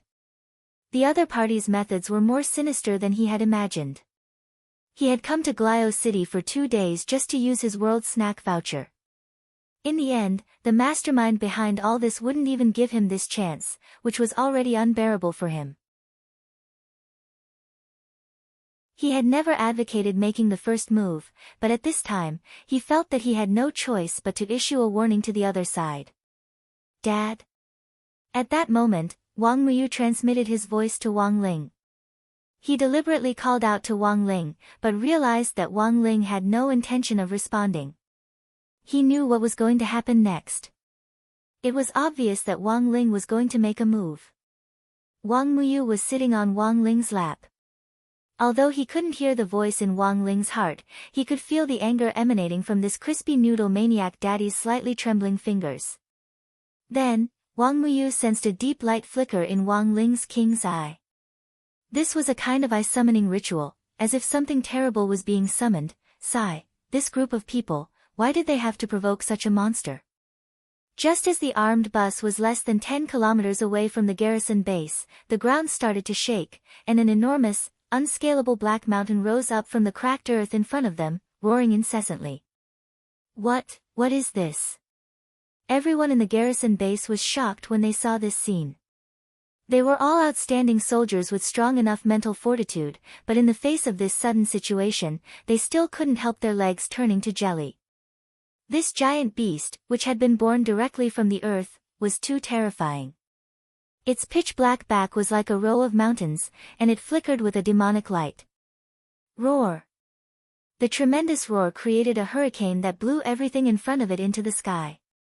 The ground cracked open, and countless trees were uprooted as they swept across the land in front of them. What is this? Steward Lin and the rest of the people on the bus were stupefied as they stared in shock at the giant beast in front of them attacking the garrison base. On the bus, everyone was discussing the situation. Is it a demon beast? No way, didn't the demon world coexist peacefully with us now? It's definitely not a demon beast. I can sense very strong spirit power from this big guy, and it doesn't mean us any harm at all, said Super Chin.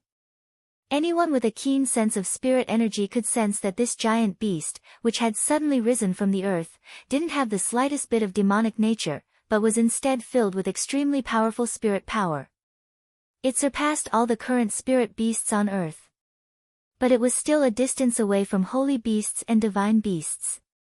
Wang Ling had still held back. It was just a small punishment. Otherwise, given his ability, any holy beast or divine beast he summoned would be enough to flatten a cultivation country. The giant beast in front of them was the one he had summoned from the hole in the earth's core using the power of the king's eye. It had never appeared on the surface, so most cultivators had no idea what it was. Although there were a lot of hypotheses about the hole in the Earth's core in the world, no one had ever been there. The reason why Wang Ling was certain that such a place existed was because he had once made the spirit of the Earth cry. The world of the hole in the Earth's core was enormous. The spirit beast that Wang Ling had summoned now was over 100 feet long, but it was just a cub inside. Before it had been summoned here, this geocentric behemoth cub had been having a meal with its mother, but in the next instant, it had been sucked into the world on the surface. This gave this geocentric behemoth an indescribable sense of fear. Thus, the moment it appeared, it wasn't just the people in the military base who were startled, even the giant beast itself was startled. It spread its legs and stomped in the direction of the base in front of it. In that instant, the entire Meishio cultivation military base in Glio City panicked. Although Wang Ling's armed bus had already appeared on their radar signal, it had now been completely overshadowed by this giant beast that had suddenly appeared. Hurry and report to the colonel. A giant beast is attacking. And there's no record of it in the database. It came out of the ground like a bamboo shoot. Reporting, sir. We have to give it a name. Idiot. A commander in the base shouted, since it came out like a bamboo shoot, let's call it a bamboo shoot monster. Reporting, sir. Then what about the signal from the armed bus that we captured earlier? It can go wherever it wants. Our home is about to be torn down, and you still have the mood to care about this? The base commander rubbed his head, feeling a headache coming on. At the same time, on the other side, Levis, the president of Crimson Orchid Society who had captured this scene through a satellite telescope, and next to him, Sister Ollie couldn't help gaping.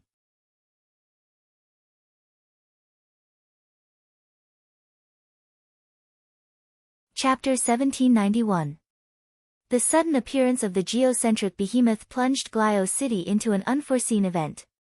Pure blue energy surged from its body, and its mountain-like back flickered continuously, giving off a savage aura.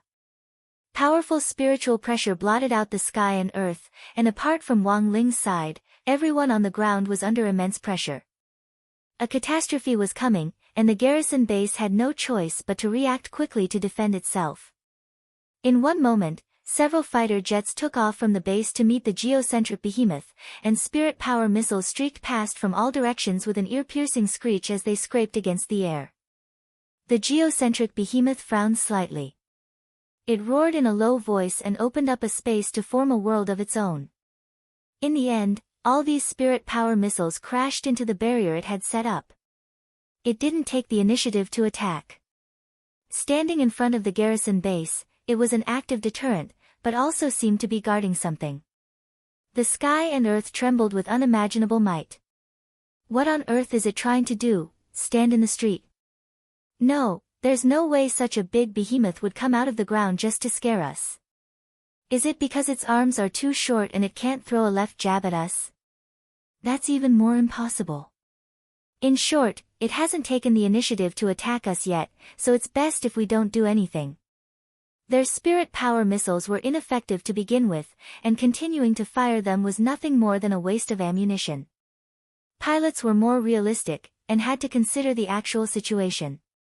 After all, in Ultraman, it was always Ultraman's light waves that killed the monsters in the end, not the fighter jet's missiles.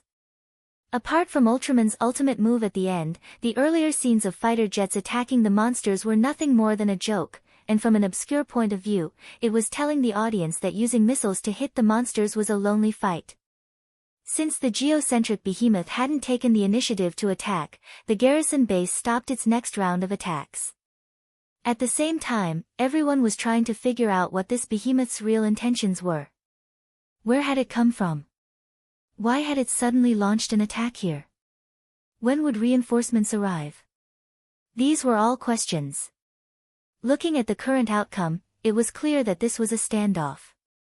As for how long the standoff would last, no one could predict. At that moment, the armed bus Wang Ling was on was moving backward, and only stopped to watch from a distance after it reached a safe position. It wasn't that the armored bus had regained control, but that the immoral navigation system had acted spontaneously.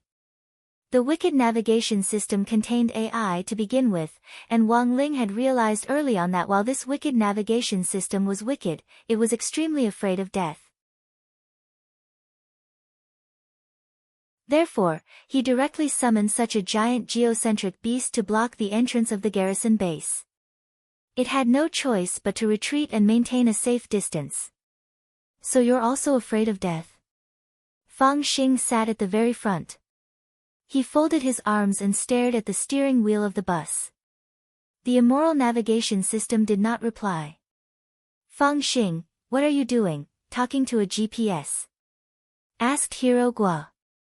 This isn't an ordinary navigation, but one with artificial intelligence, said Fang Xing. Look, after the behemoth appeared, the armed bus kept retreating. This only proves one thing, it's scared. I see. Hirogwa nodded. However, this guy is still pretending to be dead. He refuses to cooperate and doesn't say a word. I wonder if you guys have any way to deal with him. That's easy. I'm familiar with torturing the system. Hirogwa laughed sinisterly. Then, he turned on the monitor in the armored bus, pulled out the connection device, and took out a black USB flash drive from his pocket. What's this? Asked Lotus Sunday. It's known as the deep-sea bomb in the system world. It was originally taught to me by an uncle. Hirogwa said, it's installed with Tengsun Computer Butler, Qiandu Security Assistant, 361 Security Guard and Silver Mountain Poison Tyrant, these 4 major security software giants, as well as 214 types of computer antivirus security software. Wang Ling, Lotus Sun, Fang Xing, Super Chen, and Li Yuyue. Hirogwa. It's fine if there's only one antivirus software installed, but if it's installed and run at the same time, something terrible will happen. Haven't you ever wondered what would happen if you let these antivirus software kill themselves? Hearing this, the immoral navigation system couldn't help trembling a little. As a newly born AI, it had yet to properly experience the splendor, prosperity, and beauty of the boundless world, and didn't want to die just like that. If so many antivirus software were installed in its body at the same time, even the immoral navigation system itself couldn't imagine what would happen. If that really happened, these antivirus software might directly follow the system and cause its core to collapse. Too terrifying. Woo woo woo. These people had no hearts. Were they all demons? Just as Hirogwa was about to insert the USB drive, the immoral navigation system finally couldn't take the pressure and said, wait, young hero. Let's talk. Don't do it. If you insert it without a care, I'll die of pain. Everyone, the immoral navigation system, I'll tell you whatever you want to know. As long as you don't stuff weird things into my body. That's right. That's right. It's Crimson Orchid Association who ordered me to do this. The president is called Levis. He's also my dad. Dad? Because he's my developer, he has several wives and leads a promiscuous life. He's an out-and-out PUA scumbag. Young heroes, please be sure to annihilate him. Everyone in the armed bus was horrified. Good heavens, a benevolent father and a filial son. At the same time, a man with long blonde hair and wearing a dark blue uniform and white trousers appeared on the horizon. His clothes fluttered in the wind as he trod on the wind. Reinforcements are here. It's General Makathai, someone at the garrison cried out in alarm. This was the army general of Mishio's main cultivation army. Makathai. He was a legendary figure in Mishio Nation. He was famous as a strategic commander genius who had never lost a battle in his life. He had reached true immortal realm a long time ago, and had cultivated to the peak of 9th peak. Now that Earth had upgraded, there were no longer any restrictions on his combat strength, and no one knew how high this legendary general's realm had risen. Evil creature. He descended from the firmament, his whole body radiating a golden light like a sun god, and there was a kind of arrogance in his eyes. Makathai had been in seclusion for a period of time after his upgrade on Earth. He had just come out of seclusion, and the opponent in front of him was this behemoth that had appeared out of nowhere, which made him feel excited all over. Today, I'm here. I don't care who sent you here, along with the person behind you, I will definitely eliminate you, he shouted. In the next second, the dark blue uniform behind him was enveloped in a ring of flames, like a golden crow. Everyone knew that the flames of war were about to rise, and a battle between a legendary figure and a behemoth was about to begin.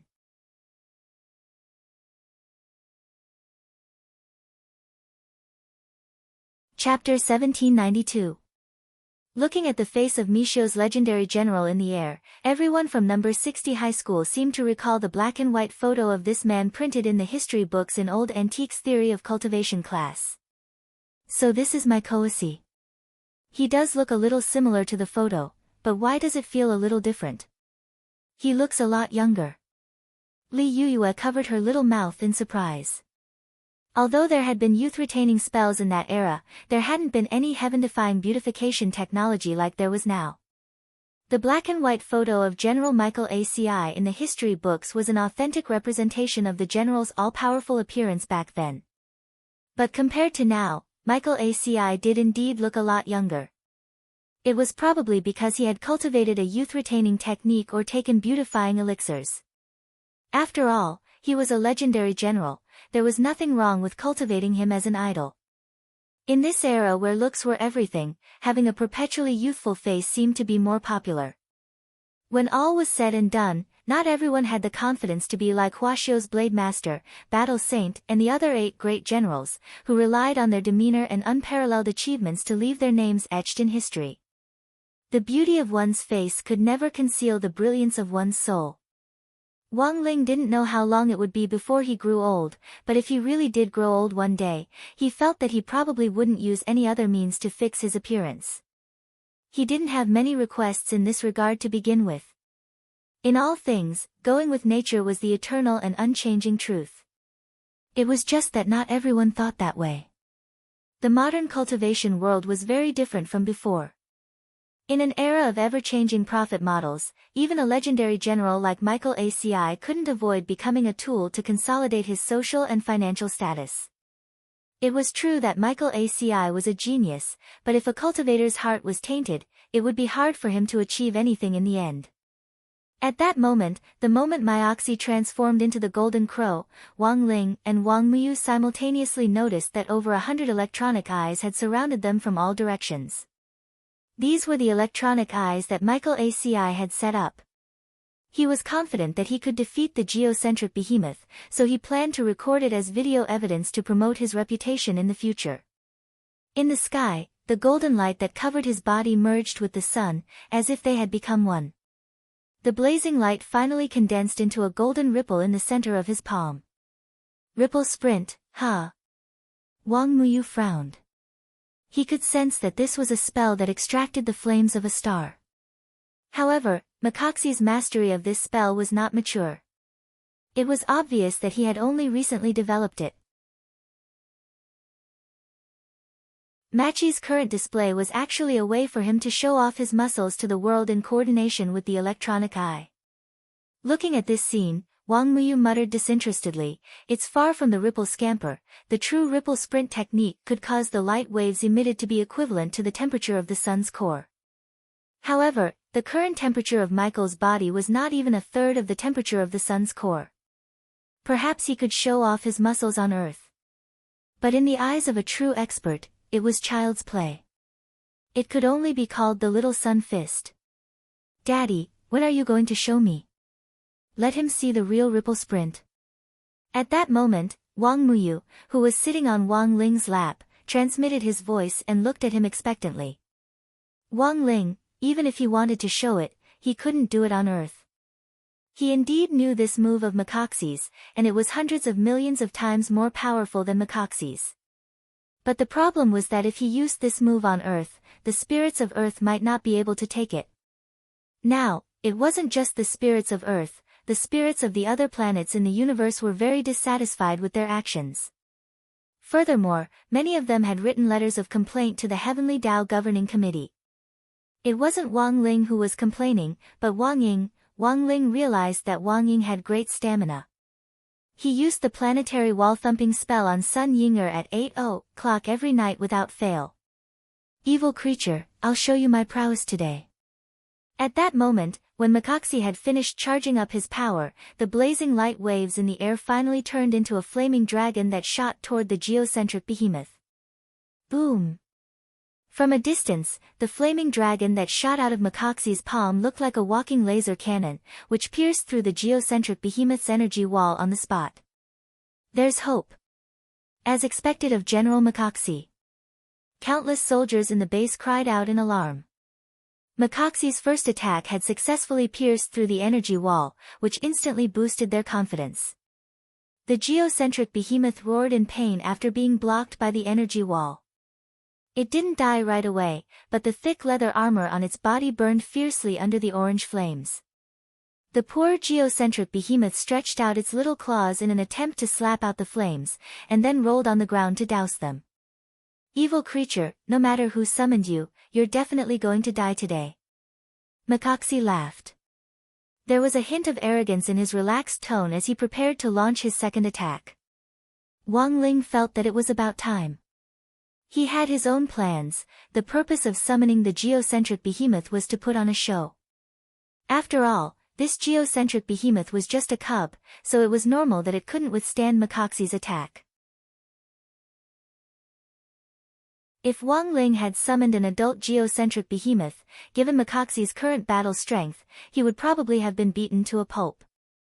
He secretly used his power of sight, and just as Mekaxi's second shot was about to hit the geocentric behemoth, he used the reverse summoning spell to send the geocentric behemoth back to the core world. At the same time, he used the burned skin of the geocentric behemoth to form a red orchid mark on the ground. All of this was done in an instant. It looked as if the geocentric behemoth had been directly blown up by Mekaxi's second shot and evaporated on the spot. When the smoke dissipated, the red orchid imprint on the ground entered Maishi's sight. This is, in the air. Mekaxi stared at the red orchid mark and frowned slightly. He felt that it looked familiar, but couldn't remember what it was.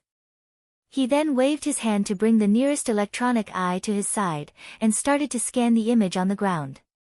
Very quickly, an electronic voice rang out in Mekaxi's ears. Scarlet Orchid Association, my ACI remembered. This was the mafia organization from Griot City. It turned out that this behemoth had been summoned by this mafia organization. These damn guys, how dare they? He immediately faced the soldiers at the military base below. All troops, listen up. Yes. The soldiers swiftly lined up in a square formation in response. Mekaxi snorted. Pass down my order, purge Scarlet Orchid Association from Griot City. All Scarlet Orchid Association members are to be executed on the spot. Leave no one alive. But General, executing them on the spot, this seems to be against the rules. What do you know? Mekaxi said arrogantly with an awe-inspiring air of righteousness. Rules are meant to be broken. At this moment, in the name of Mekaxi, I have made a decision that goes against the wishes of my ancestors. This is for the greater good of mankind. To eradicate evil.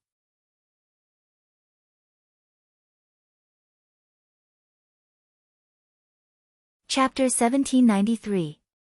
Because of Michael Assey's sudden attack, the entire Tengu of the Wisdom Tree fell into temporary chaos.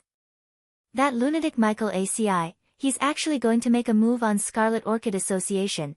Doesn't he know that Scarlet Orchid Association is acting on behalf of the church? Furthermore, Levis is the representative of Scarlet Orchid Association to accuse Lotus Sunday. If he's killed, the accusation won't stand. As the highest-ranking Tengu present, Lord Ba, who wore the 8-star Jason mask, was also twitching slightly under his mask. He had always kept his cool, and rarely trembled in anger. But at this moment, he had to admit that he was infuriated by Michael Assey's miraculous operation. What should we do, Lord 8? How should we deal with this matter now? Someone asked. Lord Mina took a deep breath and did his best to adjust his emotions. Then, he slowly said, although Michael ACI is an out-and-out scoundrel, we can't directly clash with him for now.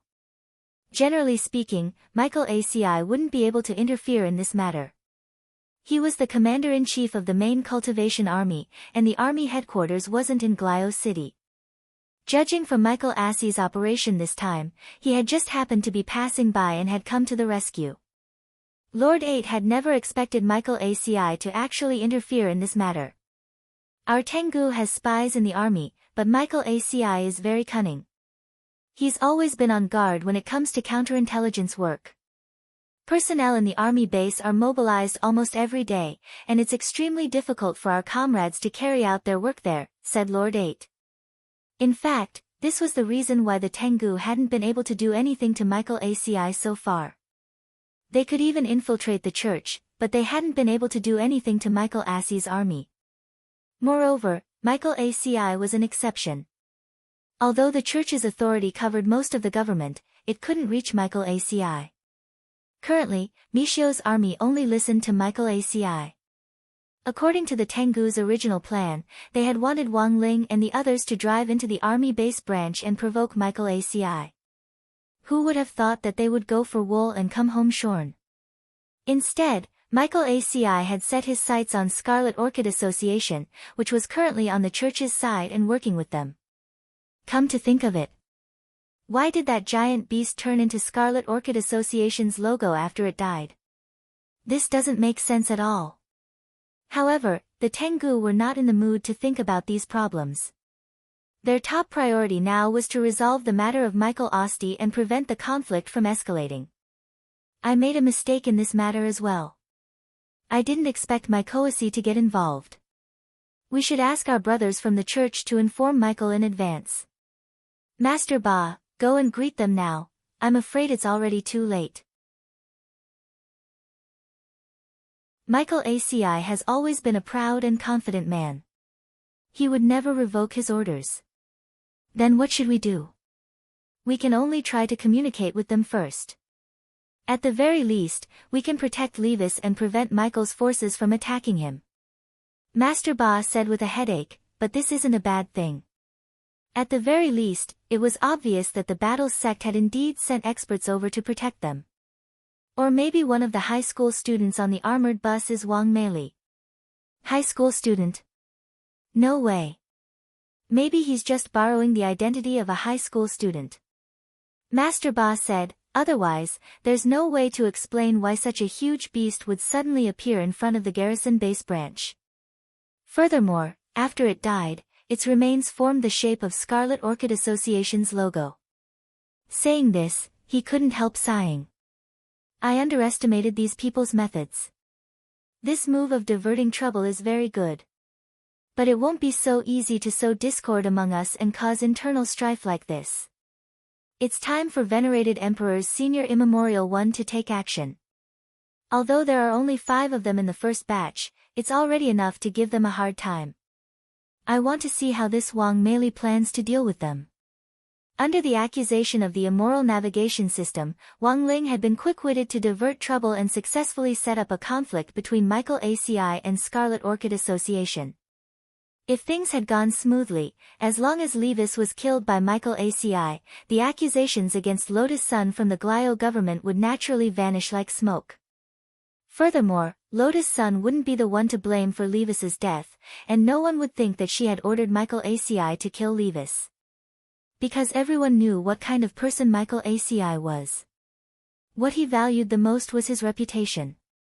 As a legendary general of Mishio Nation, there was no way he would listen to the orders of a big miss of a financial group and kill a mafia boss.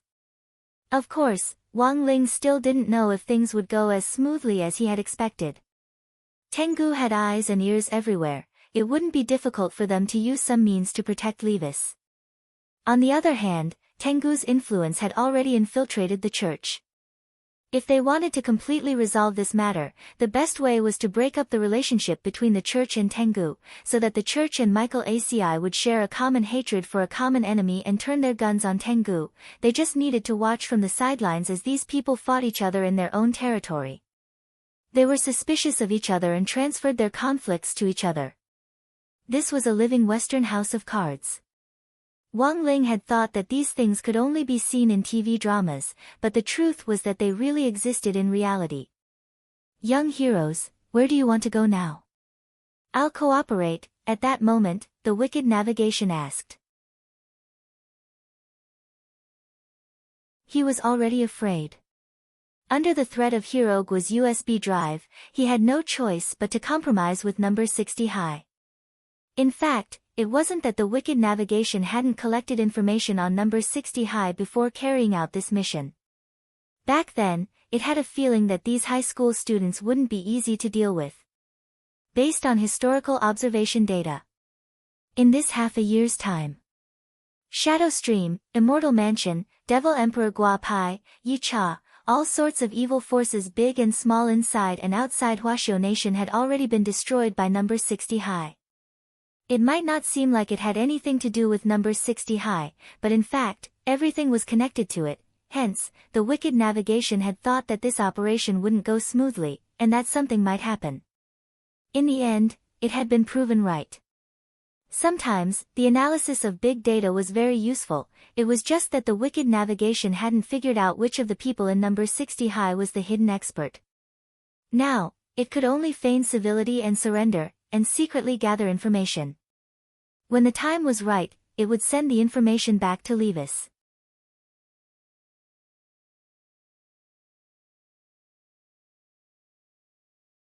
Chapter 1794.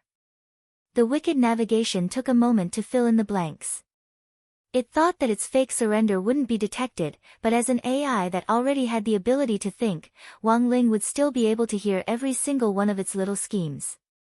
It wasn't just Wang Ling, everyone, including Wang Muyu and Lotus Sun, knew what the wicked navigation was up to. However, they were smart enough to pretend that nothing had happened. "Daddy, is this navigation system stupid?" Wang Muyu sent a voice transmission. To be honest, Wang Muyu was speechless at the immoral navigation system. It was just a navigation system. Even if it was made into an anime, it wouldn't have any image. At most, it would just find a voice actor. But why did this wicked navigation system like to add scenes for itself? Wang Ling made a shushing gesture as a hint for Wang Muyu to stay put for now. Wang Muyu understood, then turned his little head toward the window and asked, "Where are we going now?" "Of course we'll act according to the original plan," Lotus Sun said, "and I just received a message that Yoshiko will be here soon." Is it Miss Kamiya Yoshiko?" Li Yuyue was shocked and immediately complained, "He came to our class a while ago. She came in as a transfer student, but she didn't even go to school for a few days. I thought she dropped out." "I didn't quit school, but there are some things that I haven't finished yet." Lotus Sun smiled awkwardly. "After going to the mall, we'll meet up with Yoshiko. We've already agreed on the location." "Where?" Super Chin asked. "Glio City's landmark, the Starry Sky Tower. Opposite us is another landmark, the Wisdom Tree," Lotus Sun replied. In fact, she did not expect Kamiya Ryoko to take the risk to help her this time. But it was all thanks to Ryoko Kamiya. This was how he had helped her bring back something very important from Huaxiao Nation. That was, the Grey Sect leader's token. Before getting up, even Lotus Sun herself hadn't expected that the Grey Sect's forces had already expanded to Glio City. Before she set off, in order to better manage the Grey Sect in Huaxiao Nation, she had temporarily given the sect leader's token to Ryoko Kamiya for safekeeping. And now, Kyuya Ryoko had brought the sect master's token over. This also meant that she would have the ability to control all the Grey Church members hiding in the dark in Glio City. The Tengu's intelligence network was indeed extensive. However, they had left out the Grey Church, an organization of cultured people established for the purpose of literary discussion, so what if it was the church? In this day and age, who wasn't a sect master? Lotus Sun already had a comprehensive plan in mind. It wasn't easy for her to travel abroad with Wang Ling, it was all because of Tengu that her plans had been completely ruined. This time, she had to wipe out this hateful organization once and for all. Wang Ling, the wicked navigation smoothly parked the car in the basement of Woolwolf Supermarket, but Fang Xing and Steward Lin decided to stay in the car. "Hey, Fang Xing, you're not going?" "I can freeload." "It's free?" Hirogwa asked. "It's fine, I've already told Super Chen what I want to buy, and he'll buy it for me. The GPS isn't honest, so it's safer for Uncle Lin and me to stay here and watch over it." Fang Xing smiled, the same sunny smile on his face that didn't look out of place. He indeed didn't trust this wicked navigation, so he had casually given Super Chen a list in the car just now and indicated that Super Chen would buy it for him. "Don't worry, I'll buy everything you want for you." Super Chen thumped his chest and said. Then, the group got out of the car in high spirits. After several twists and turns, Wang Ling was finally going to buy the limited edition crispy noodle snacks he wanted, and for some reason, he was a little moved. Woolwolf was the largest supermarket in Glio City, and at the same time, Glio City was famous as a cultivation technology demonstration city in Mishio Nation. Even the things sold in the supermarket were full of the aura of science and technology. After buying the "No one knows crispy noodle snacks better than me" gift bag, Wang Ling followed the others around the supermarket. "Little brothers, would you like to try out our latest product? After installing the quantum fake eye, you'll get twice the results with half the effort. And most importantly, it can quantify your fighting strength." The female saleswoman introduced the product with a smile on her face. "Then how do we use it? Don't tell me you want us to gouge out our eyeballs and put them in?" Hirogwa asked. "That won't happen, little brother. All cultivation machinery and equipment are dismantled and installed for a lifetime free of charge. There are related stores all over the world. You'll be able to use the lifelong security code built into the cultivation machinery and equipment to authenticate it." The saleswoman said, "This quantum artificial eye is the latest product from Shochung Technology Group." "Wait. Madam, can you say that again? What corporation?" For a moment, Lotus Sun thought she was hearing things. Shochung Technology Group, the work of teacher Shochung, a very famous scientist in Huaxiao Nation. I heard that the war sect had recently become a shareholder. This quantum artificial eye is the work of Mr. Shochung and a Mr. Wang Xiao'er. For a moment, Wang Ling felt like he was hallucinating. That was Shochung and Wang Ming. These two guys had definitely stolen the technology from the illusory technology city of nothingness. It was just that Wang Ling had never expected these cultivation machinery and equipment to be mass-produced and sold at the speed of light in such a short period of time. Sure enough, in addition to the quantum artificial eye, there were also a lot of new cultivation machinery and equipment on display on the shelves of cultivation machinery and equipment, including mechanical arms and legs and everything else. These things were very attractive to the new generation of cultivators, and Super Chen and Hero Guo couldn't move their legs at once. "You said so much just now, but it feels like you still have to take it out. Can I try it out?" Hero Guo asked. "Of course." The female saleswoman smiled. All cultivation machinery and equipment need to be installed in the body to achieve a 100% effect. You can now experience it through an external device. However, the external device can only achieve a 20% effect. As she said this, the female saleswoman took out a helmet. "I've already connected the quantum artificial eye you chose with the perceptual helmet. As long as you put on the helmet, you'll see what happens next through the quantum artificial eye." "I see." Super Chin nodded and couldn't wait to take the helmet and put it on. "Let me try it out first." "Go ahead, little brother." The female saleswoman smiled as she helped Super Chin buckle up the helmet. After you open your eyes, the relevant functions will directly appear in the menu on the right side of your line of sight. You just need to select the corresponding function and follow the system's instructions. "Okay." Super Chin rubbed his hands together. After the equipment started up, he only felt a quick hum in his head, and then heard the electronic voice in his head saying, "Connection successful."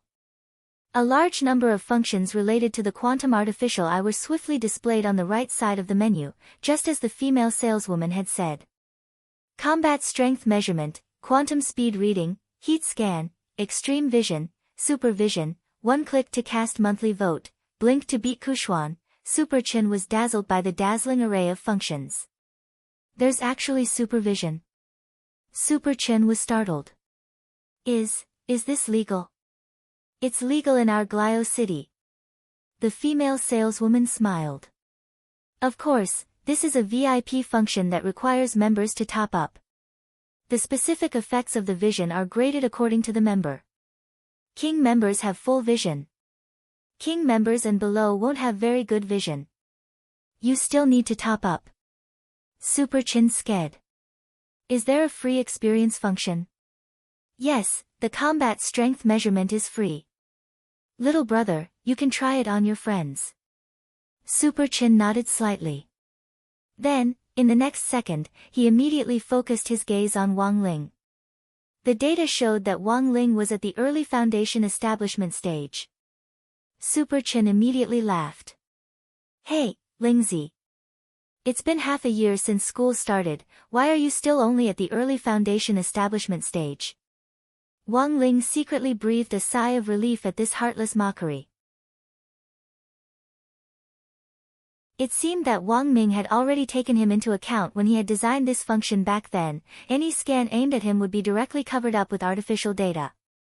This artificial eye isn't bad. After playing with it for a long time, Super Chen took off the helmet for Hero Gua to try. Then, he walked over to Wang Ling and patted him on the shoulder. Honestly speaking, Lingzi, I always thought that you were very strong and just pretended to be weak. Now it looks like the misunderstanding has been cleared up. As expected, you're a mascot. Wang Ling, at the same time, a mysterious black shadow who was closely observing Wang Ling in the supermarket was recording something in a small notebook. The title of the notebook was written in a large font, Analysis of the Hidden Experts Among the Members of Number 60 High School. Below it was a list of the people on this trip. Fang Xing, Super Chen, Hero Gua, Li Yuyue, Lotus Sun and... That was right. When he had recorded the names, he had forgotten Wang Ling's name, and didn't know who on earth this person was. This was why he had used 3 question marks as a marker. It wasn't until now that he had been observing Wang Ling in secret. Only then did he finally remember who this Mr. was. And now, he used his pen to completely black out these 3 question marks. Because just now, that Super Chen had already helped him eliminate one wrong answer. A mere early foundation establishment good for nothing. He wasn't worth their Tengu's attention. The error-free chapter of the daily life of the Immortal King will continue to be updated on the mobile game bar. There are no advertisements on the site, so please collect and recommend the mobile game bar. If you like the daily life of the Immortal King, please collect. The daily life of the Immortal King mobile game bar is the fastest to update.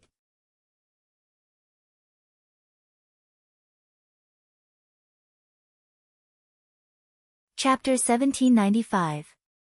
Shopping was always the key to stimulating the secretion of dopamine in humans, especially when it was free, when the secretion of dopamine would rise to a peak.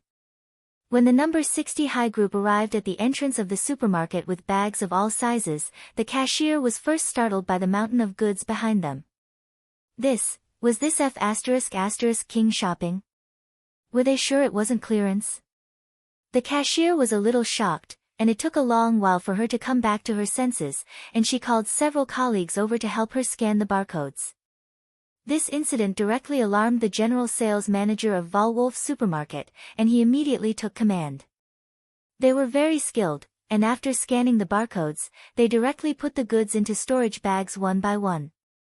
According to Volwolf Supermarket's promotional rules, any one-time purchase of goods worth more than 100,000 yuan could be given a space storage bag repacking service, which was completely free. It took a full half an hour to repack the goods, and in the end, the total amount spent on the display was 269 million yuan. Miss, may I ask how you intend to pay? The sales manager asked as he tried to control his wild smile. I'll swipe my card. Also, I'd like to ask if I can directly buy your supermarket. Lotus Sun took out a crystal card with an unknown upper limit from her wallet. At that moment, everyone in number 60 high felt that Lotus Sun's entire body was glowing. That was right, her entire body was surging with a holy light, as if she was an 8-winged holy angel descending from the heavens. Naturally, Lotus Sun hadn't come up with the idea on the spur of the moment, but had been thinking about it for a long time. Huaguo Water Curtain Group had already bought the largest chain hotel in Glio City, Valut.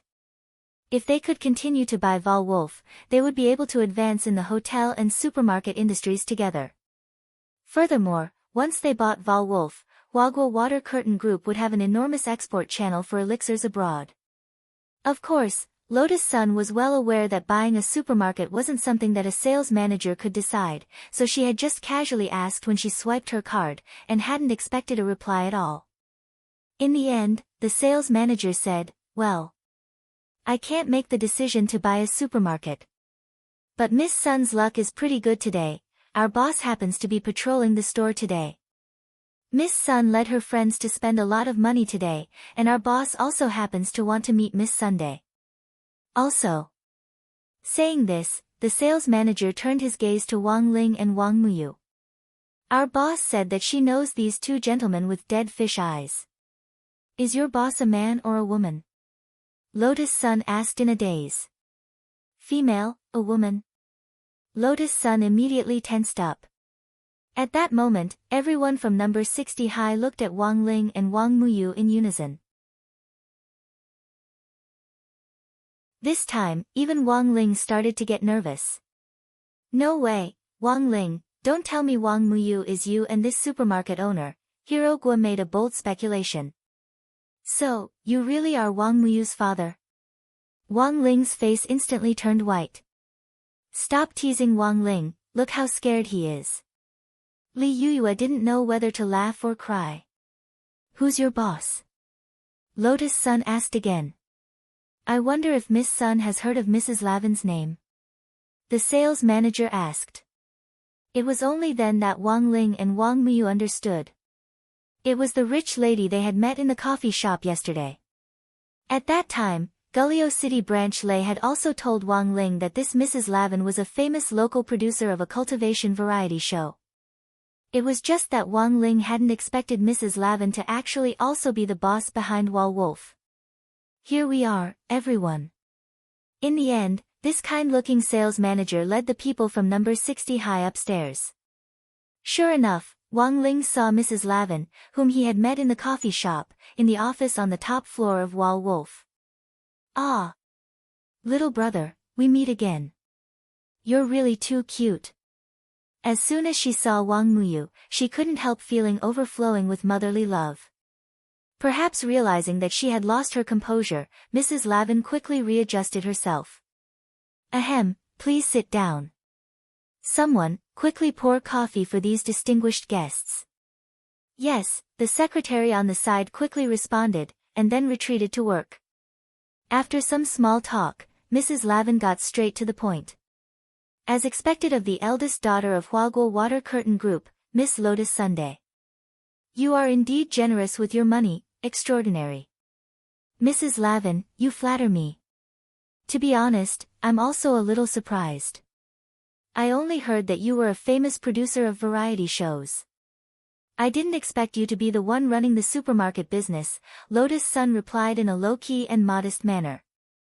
Business has always been my strength. A person is destined to have many identities in life. In fact, even I didn't expect that I would become so popular as a producer of variety shows. Furthermore, I made a lot of money. Mrs. Lavin picked up her coffee cup and said with the calm elegance of a noble lady, I heard that Miss Sun wants to buy my Wall Wolf. Yes, that's a plan. Lotus Sun nodded. But Mrs. Lavin's supermarket only needs money. You won't sell it so easily, right? Miss Sun is indeed smart. Mrs. Lavin smiled. I don't care about money at all. Money is like floating clouds to me. Why would I want so much money? I can't even use it all. After enjoying life enough, what I want most now is to find some fun for the rest of my boring life. That's why I've embarked on the path of a variety show producer. Then, what are your conditions, Mrs. Lavin? Asked Lotus Sunday. Don't be hasty, Miss Sunday. Let me finish first. Mrs. Lavin said, a straightforward person doesn't beat around the bush. Miss Sun, you should be well aware of your situation now.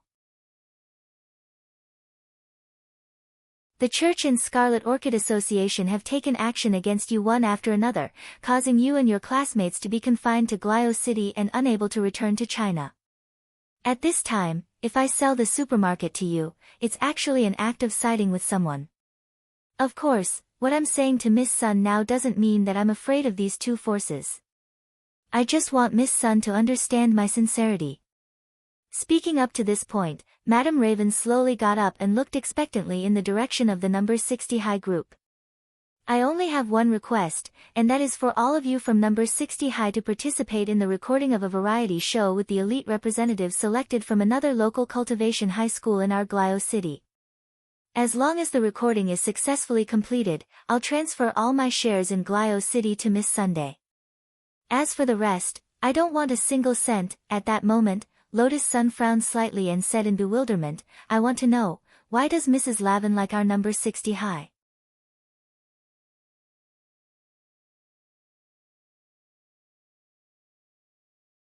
Chapter 1796. I think Miss Sun and all the students present should be very clear on why number 60 high was chosen. Madame Raven covered her mouth slightly with her right hand, which was covered in white lace, and smiled.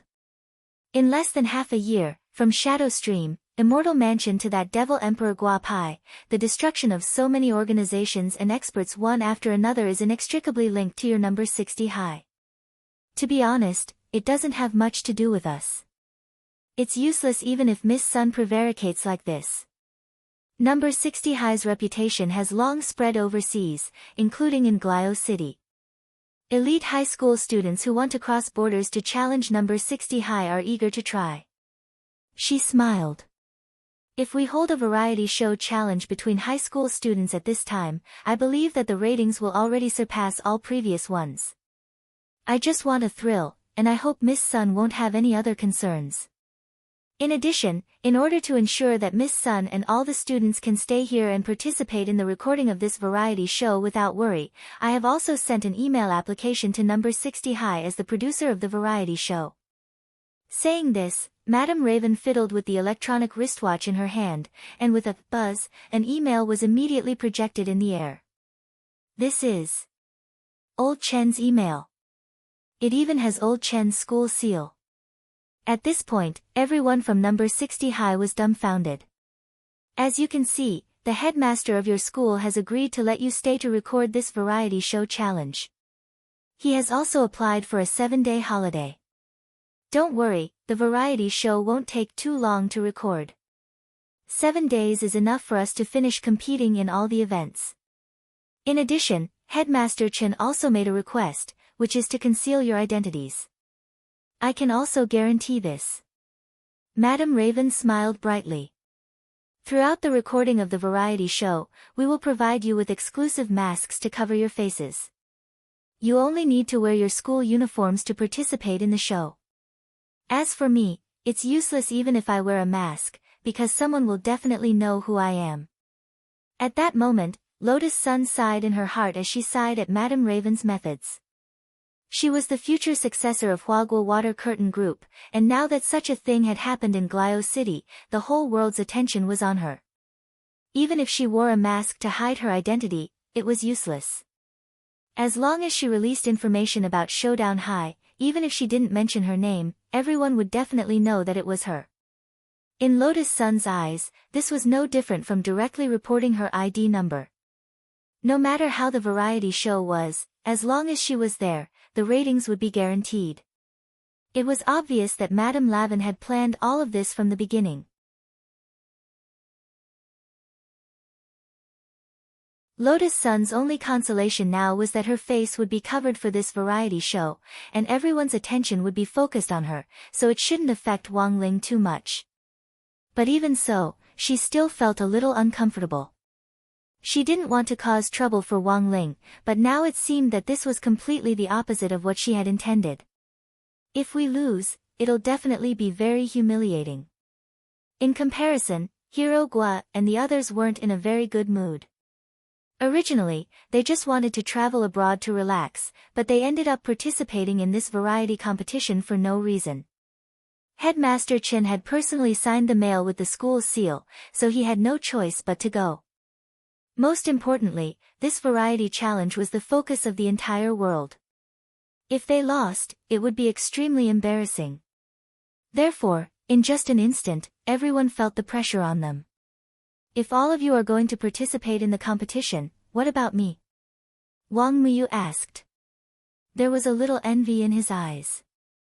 The little guy was at the age of a curious baby, and it was the time for him to accept and absorb all kinds of new things. An activity like the variety challenge was naturally very attractive to Wang Muyu himself. Muyu, believe me, this show isn't fun. Big sisters and big brothers are under a lot of pressure, Li Yuyue said helplessly. Really? It clearly sounds like fun, Wang Muyu said. Don't worry, little brother, Auntie will specially arrange a segment for you. At that moment, Madame Lavin laughed sinisterly again. I've already reported this to Headmaster Chen. The variety show challenge this time was a 6+1 challenge format.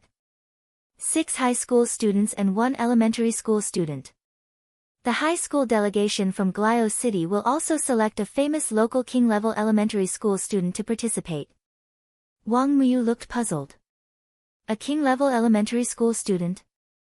Is he very good? Madame Lavin, of course. The so-called king-level elementary school student is someone who can finish their cultivation homework on time, never causes trouble for others, carry their teammates when playing games, and never use their parents' money to secretly top up games, tip live streamers or buy some other boring virtual goods. Wang Muyu, then, can a king-level elementary school student from Glio City blow up the earth with one punch? Hearing this, Madame Lavin couldn't help laughing. Little brother Muyu, you really know how to joke. He's just an elementary school student, how can he have the power to blow up the earth? Wang Muyu, but I can. Madame Lavin looked like she was coaxing a child. Yes, yes, yes, Auntie knows you can. But you don't have to blow up the earth in this competition, you just need to listen to your brothers and sisters' arrangements. You're the key to getting points. Wang Muyu nodded. Understood. Wang Ling and Lotus Sun, saying this, Madame Lavin looked at everyone. That's the situation. It seems that everyone already understands. Then, I'll give Miss Sun the rules of the variety challenge later tonight. When the time comes, Miss Sun can give us a detailed introduction. Alright. Lotus Sun sighed and looked at the number 60 high team a little guiltily. I've really troubled everyone by getting you all involved this time. Since we're already here, let's just take things as they come. Boss Sun, you don't have to be like this, we're also borrowing your light. In any case, we're all covering our faces, so it's not shameful to lose, said Hero Gua.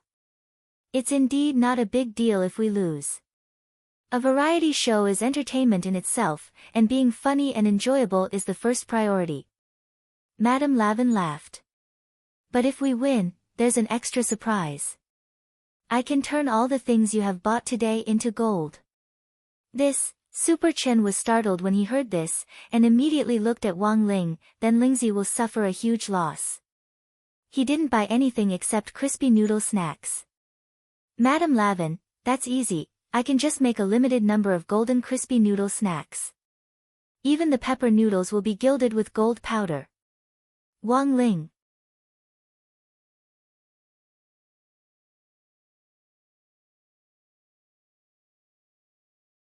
Chapter 1797.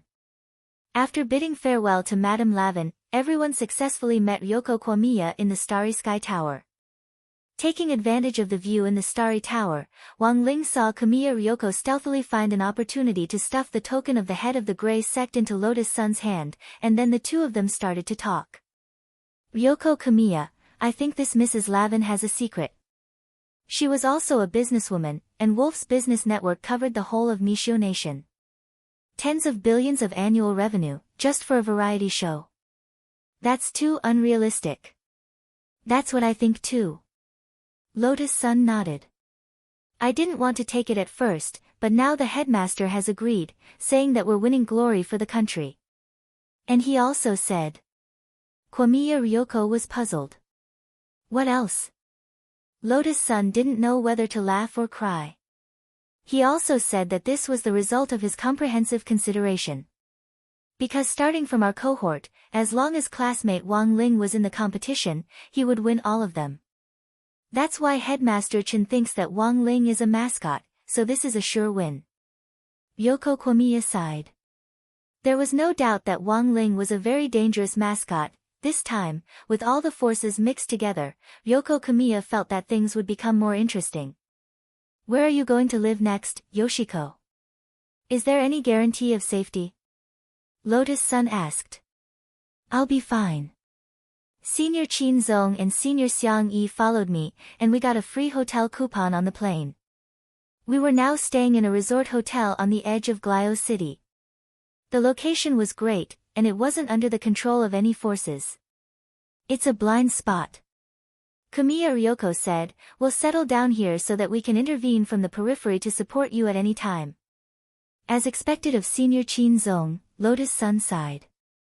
"Instead of worrying about me, you should worry about yourself. There's obviously something wrong with this variety challenge. Although I'm not sure what Mrs. Lavin's purpose is, you have to be careful," said Kamiya Ryoko. Currently, the Crimson Orchid Association is in conflict with the army, but there is no conclusion yet. After all, this operation was ordered by the church. "I'm afraid that the church has already negotiated with Makaxi," Lotus-san said. "I don't think it's that simple." Kamiya Ryoko said, "As far as I know, based on Mishio's power, Mishio has a lot of power. When the church, the military, and the local forces were in conflict, there was actually a peacemaking organization that stood above the three. He had been sent by Mishio's Cultivation Federation. I remember it was called Heavenly Law Alliance. Heavenly Law Alliance. The Heavenly Tao Alliance doesn't belong to any city, and is directly under the head of state of Mishio Nation. For the sake of the head of state, these forces had to give him some face. Originally, we were quite successful in stirring up the conflict between the two sides. If the Heavenly Law Union intervened at this time and mediated the conflict, the Heavenly Law Union would not be able to deal with it. Even if they are united against a common enemy, they will still point their spear at us." Kamiya Ryoko rubbed her forehead, feeling an unprecedented headache. Now, Senior Xiang Yi has already prepared for the worst. He can't be thinking of, that's right. He had already extracted the photos of the leaders of the three factions. If he really couldn't deal with them in the end, he would be able to kill them. He can only be the bad guy. Kamiya Ryoko said, "When the time comes, be it the church's pope or the Heavenly Tao Union's alliance leader, Senior Xiang's silver bullet would be enough to blow their heads off." That night, the Snail Hotel where the people from number 60 High were staying was under martial law. The people in charge of martial law weren't sent by Huaguo Water Curtain Group, nor were they local mercenaries, but the direct troops of Madame Lavin's force. They were white warriors known as White Demons. They wore light armor from head to toe, and each of them carried at least 2 katanas on their backs. On average, they were at level 6 of the Soul Formation stage. These white warriors were like hailstones after the spring thunder. They came from all directions and surrounded the Spiral Shell Hotel. Every guest who wanted to stay in the Spiral Shell Hotel had to go through a strict identity check before they were allowed to stay. That's too much. Outside the hotel suite, Super Chen and the others looked at the scene outside the French window. Even though they were on a high floor, they could clearly sense the busy figures of these white warriors dozens of meters below them. Who cares? In any case, we're already being watched by the local forces. Madame Lavin did this to protect us. Hirogwa spread his hands and said, "In any case, didn't she promise Boss Lotus-san that she would compensate the hotel 3 times the amount of the losses caused by the protection of the white warriors?" Be that as it may. But Lotus-san still felt vaguely uneasy. On the surface, it seemed that Madame Lavin's purpose in doing this was indeed to protect them so that they could smoothly film the next variety competition. But Lotus-san had an inexorable intuition that Madame Lavin's true purpose wasn't that simple. Especially after what Ryoko Kamiya had said to her, she felt that Madame Lavin's purpose wasn't that simple. At the same time, under the night sky, Madame Lavin slowly stepped out of a limousine in front of St. Peter's Cathedral. "We'll escort Madame in." Behind her, 2 white warriors appeared behind her in a flash. "You don't have to go in. Wait for me at the door." Madame Lavin's expression was calm as she slowly walked inside the church along the red carpet that had been laid out to the soles of her feet in front of St. Peter's Cathedral with a snow-white cane in her hand.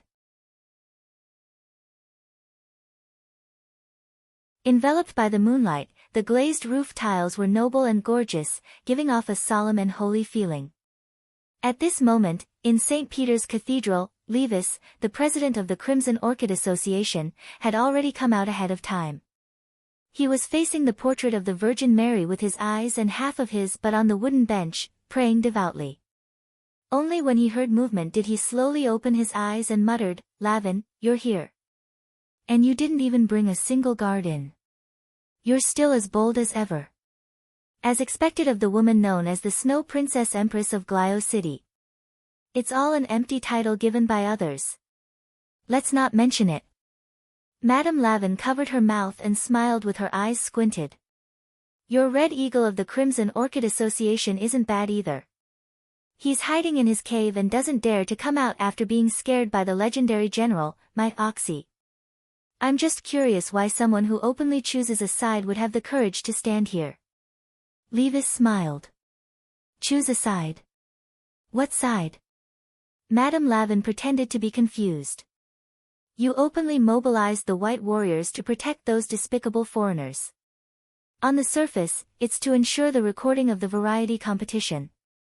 But in reality, isn't this the act of choosing a side? At this moment, Levis revealed a sinister smile. Do you think the church will let you off so easily?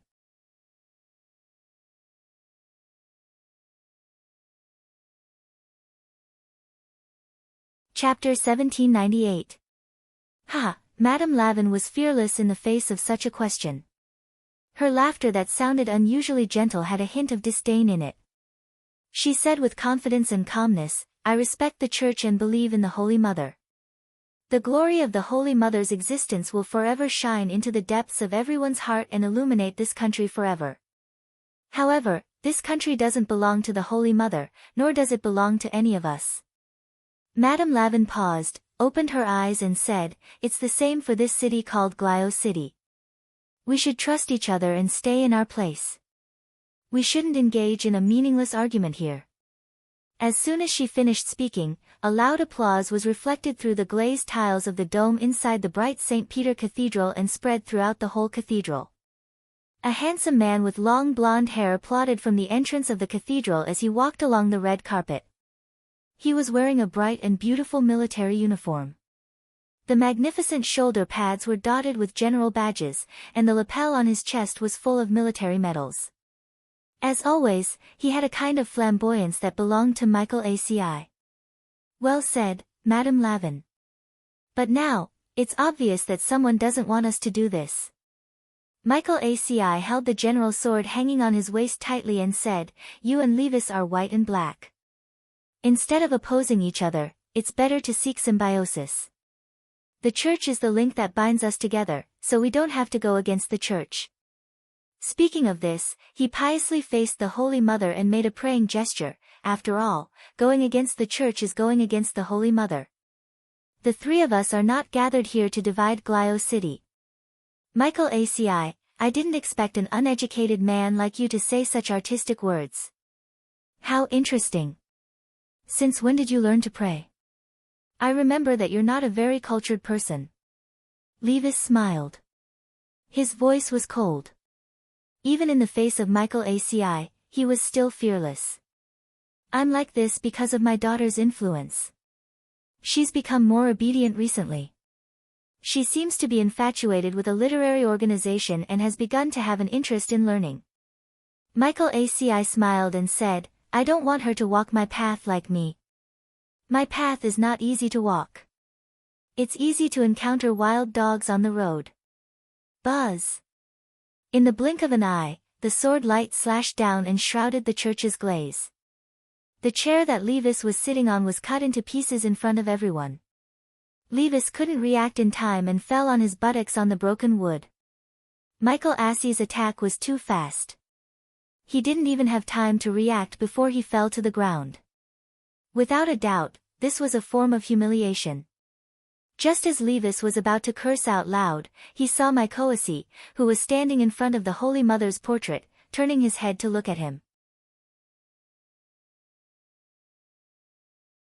His eyes radiated a faint killing intent that instantly poured down from the top of his head and into his spine. Levis, my tolerance for you is limited to the Holy Mother's face. If it weren't for the church, you and your Crimson Orchid Association would have perished. Next time, if you dare to talk nonsense again, it will be your head that explodes. His eyes were filled with killing intent. It was the gaze of a tiger staring at its prey. Levis sat on the ground, trying his best to remain calm. Just as the rumors said, Michael ACI had become even stronger after coming out of seclusion. If he hadn't held back with that strike just now, he might have lost his life. But even so, Levis's face didn't reveal the slightest hint of fear. With the support of an inexplicable confidence, his eyes met Michael ACI's once again.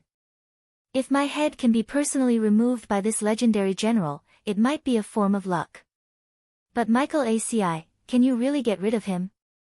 Levis laughed. Madame Raven frowned deeply. This was undoubtedly a provocation, and it was done under such a great disparity in strength. Even Madame Raven herself wasn't sure if she had a chance of winning against Michael ACI. Levis's strength was so great that he dared to openly challenge Michael ACI.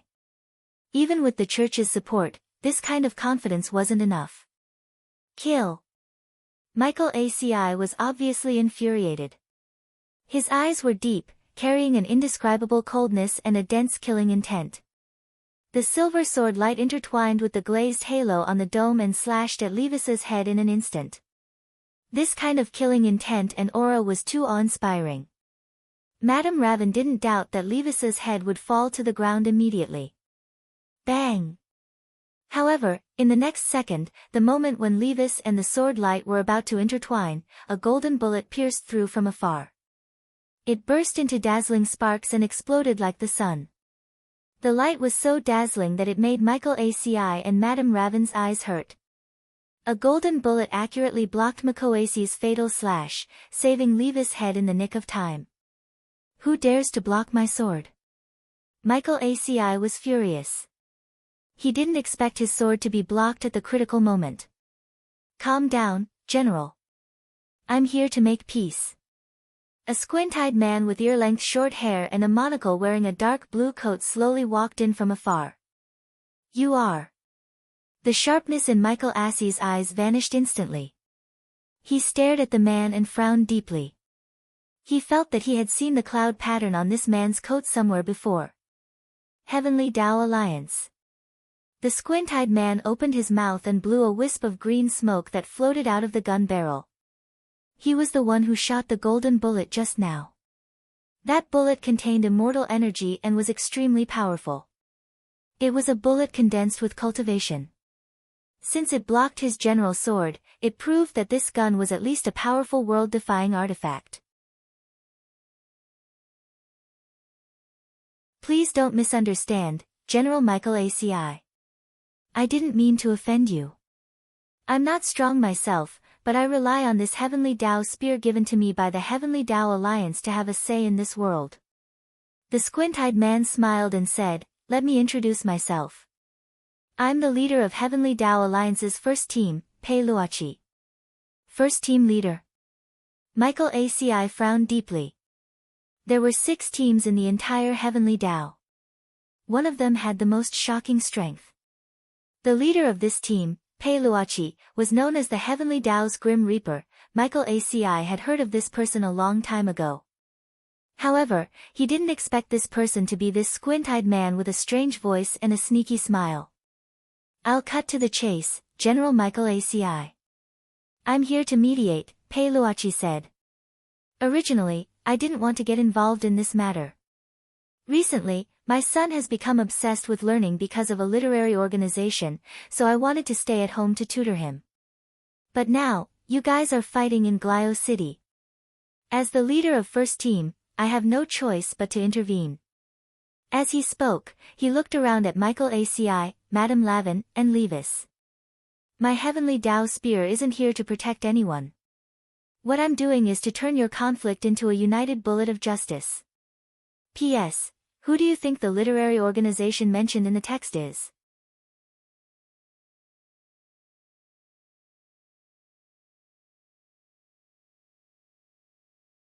Chapter 1799. Here, it's always the fist that talks. Whoever's fist is harder controls the truth. Wielding the general's sword, there was a hint of excitement in Mike ACI's eyes as he stared at Pei Luoqi.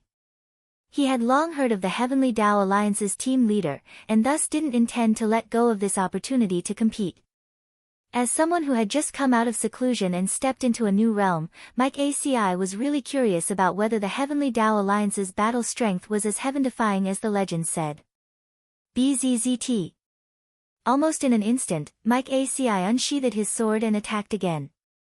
Wielding the general's sword, his sword chi was like a rainbow as he moved at an incredible speed. This man was serious. The moment they sensed the dense killing intent, Madame Raven and Levis instantly retreated to the sides to keep a distance from the two. St. Peter's Cathedral was instantly overturned. The portrait of the Virgin Mary behind Mike ACI swayed in the gale, and the string was torn off in front of everyone as it floated into the distance. This was Mike ACI's unique madness. Once it got to his head, this legendary general of Mishio Nation would become an out-and-out lunatic. Facing the powerful spiritual pressure and the terrifying blade that was about to strike his neck, Pei Luochi stood solemnly on the spot, far calmer than Madame Raven and Levis had imagined. Earlier, Pei Luochi had claimed that he had relied on the Heavenly Tao spear in his hand to get to this step, but now that he was standing in the middle of the field and facing Mike ACI's sudden attack, he was as unmoving as Mount Tai, which was enough to prove how extraordinary he was. Clang! The blade accurately struck Pei Luochi's neck with the sound of godly metal colliding. His body was unbelievably tough, and he directly blocked Mike ACI's sword in the most ordinary manner. At the same time, strands of purple chi seeped out of Pei Luochi's skin and wrapped around Mike ACI's general's sword. Immortal chi. Madame Raven and Levis were shocked at the same time. They could sense that this purple chi was extraordinary. They had already sensed it when the Heavenly Tao spear had shot that golden bullet earlier. Now that this immortal chi was revealed again, both of them were horrified at the same time. Sure enough, Pei Luochi, the Heavenly Tao Alliance's team leader, had already become a venerated immortal after Earth leveled up. Maiko ACI's sword failed to cut off the head, but the expression on his face did not change much. He snorted, and then put away his general's sword. He stared at Pei Luochi, who was still smiling with his eyes narrowed, and then said with a hint of coldness, "Why aren't you attacking? I've said it before, it's to unite all of you into a single force to fight against the outside world. That's why I had no intention of fighting General Makoasi from the start." Perugia replied, "My original intention was to mediate the conflict. If I were to make a move against General Mike 11, wouldn't that be the exact opposite of what I intended? At the same time, I hope General McAvoy understands. After all, they were all fathers. And there is also a child who recently fell in love with learning." Ha, boring. Upon hearing that, Maxi sheathed his sword. He didn't like Peroche. From the moment this man walked into the church, Mike Osti felt that Peroche's face had an indescribable expression that deserved a beating. "I don't know if General Makoasi likes me or not, but even so, the most important thing for us to do right now is to work together sincerely. To avoid being sowed discord by the same opponents." Peroche said, "This time, I'm here to talk to all of you on behalf of the Great Pontiff." As he spoke, Peroche took out a beautifully framed jade scroll from his bosom. This is the Great Pontiff's handwritten letter. The Great Pontiff's personal signature and seal is also on it. Therefore, the result of my discussion with all of you is the final result of the discussion with the Great Pontiff. Why didn't the Great Pontiff come himself? Mike Osti was puzzled. The Great Pontiff is a person who loves to learn. Recently, he has been so engrossed in literature that he couldn't extricate himself. That's why he couldn't come himself. Peroche said. Knowledge is the ladder to progress. The Great Pontiff is still as ambitious as ever.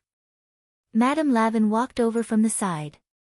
She had a smile on her face as she moved her slightly plump body. Her seemingly clumsy body was actually not slow at all. Mike Osti could sense that Lavin's and Levis's reactions had already surpassed what they had been when he had confronted Peroche earlier. They had also concealed some of their strength, and had improved even further than before. After confirming that Peroche was holding the Great Pontiff's letter, Mike Osti sighed deeply and stared at Peroche. You intend to play matchmaker for us, but we already have a traitor here, don't we? Hearing this, Madame Lavin was the first to laugh. General, there's no need to use such an obscure excuse. You could have just given me my ID number. That's right, I won over that Miss Sun and the members of number 60 high school to participate in the variety show challenge, and I sent my white warriors to protect them. But the truth is that this is the Great Pontiff's idea. This is the Great Pontiff's idea. This time, even Levis was shocked. Peroche smiled. The Great Pontiff's purpose in doing this is actually to get Lavin closer to those people. That's why he needs to make arrangements in advance, including creating a conflict between President Levis's Scarlet Orchid Association and Huaguo Water Curtain Group and Battle Sect.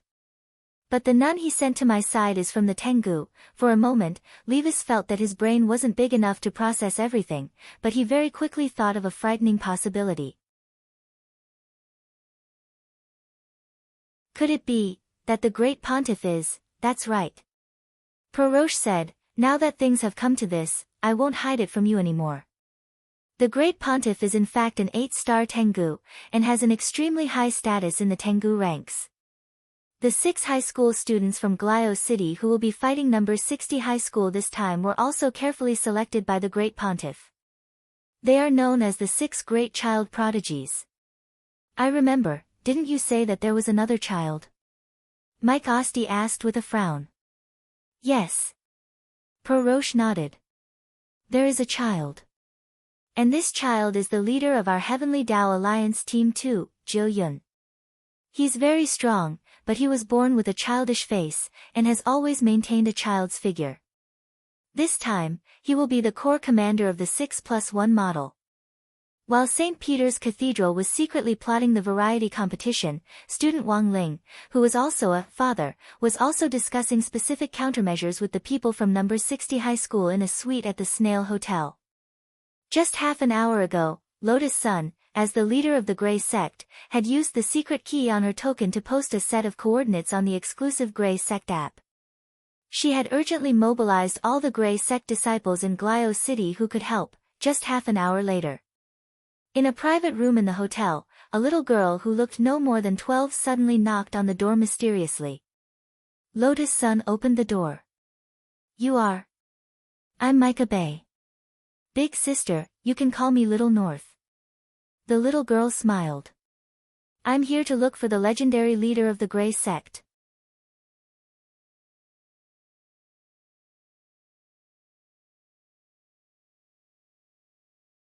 Chapter 1800. Micah Bay. A little girl in a light blue dress. She was clearly very young, but she had dyed her hair a beautiful pink curly. Inside the room, when everyone from number 60 high heard the girl's name, they all simultaneously associated her with the name of Misho's legendary general, Michael ACI. Super Chen was startled. This is the daughter of that legendary general. She's actually a Grey Sect disciple. Everyone sucked in a cold breath. There were very few Grey Sect disciples who could find this location unimpeded, and Micah Bay was protected by her identity as General Michael ACI's daughter. Even if the white warriors at the doors saw her, they wouldn't think that this legendary general's daughter hadn't come to the hotel to have fun, but to look for the leader of the Grey Sect. To be on the safe side, everyone from number 60 high prepared to act according to the plan they had agreed on earlier. It was true that Lotus Sun was the leader of the Grey Sect, but the eyes of the various forces in Glio City were very complicated. Without any in-depth contact, everyone felt that it was better not to expose her identity as the leader of the Grey Sect. Thus, when it came to meeting the disciples, they decided that Lotus Sun would stay in the room and remotely direct the operation, while the rest of them would take turns playing the role of the leader of the Grey Sect. Even the sequence had been decided. The first person to play the role of the leader of the Grey Sect was Hirogua. When the door to the room opened, Micah Bay walked in full of longing. Her eyes were sparkling, as if she had embarked on a path of cutting-edge literature and was about to realize her dreams. Hello, Miss Xiao Bei, I am the leader of the Grey Sect. Then, with Hirogua's greeting, it was like a basin of cold water had been poured over her. There was clear astonishment on Micah Bay's little face. She looked at the fierce-looking little fatty in front of her, and for a moment felt like her dreams had been shattered. You are the leader of the Grey sect? What, are you very disappointed? Seeing Micah Bay's downcast face, Hero Guo was in fact also dealt a heavy blow to his heart. He hadn't done anything wrong, he had just been entrusted with the task of protecting Lotus Sun's identity as the leader of the true sect. In the end, he hadn't expected to be despised by the Grey sect disciples in Glio City in the first round. No, I'm not disappointed. Micah Bay tried to maintain her smile as she shook her head. I'm just desperate. Hero Guo, everyone else, Micah Bay, the leader of the Grey Church in my imagination is a person shrouded in light. Not a person surrounded by fat. Hero Guo, it could be seen that after Micah Bay said this, Hero Guo almost couldn't sit still anymore. But for the sake of the bigger picture, the others stood in a row behind Hero Guo and firmly pressed down on his shoulders. The scene was indeed a little awkward, and even Wang Ling started to feel a little embarrassed on Hero Guo's behalf. Although old Guo's body was a little swollen, he could actually be considered a nimble fatty. As one of the students in the elite class, he had also been one of the top students in number 60 High's PE exam. He had never been humiliated like this before, it was not scary to be despised by the people around him. After all, the more derogatory their words were, the closer their relationship was. But when a complete stranger came up and gave him a head-on blow, Hero Guo instantly felt a heart-wrenching pain, and he almost couldn't take it anymore. Perhaps realizing that he had gone overboard, Micah Bay's little face was immediately filled with smiles. Ah, I'm sorry, Lord Sect Leader. Actually, I didn't mean it that way. I didn't mean a lot of what I said. I don't know why, but after seeing your face, I couldn't help blurting it out because it was so different from what I thought.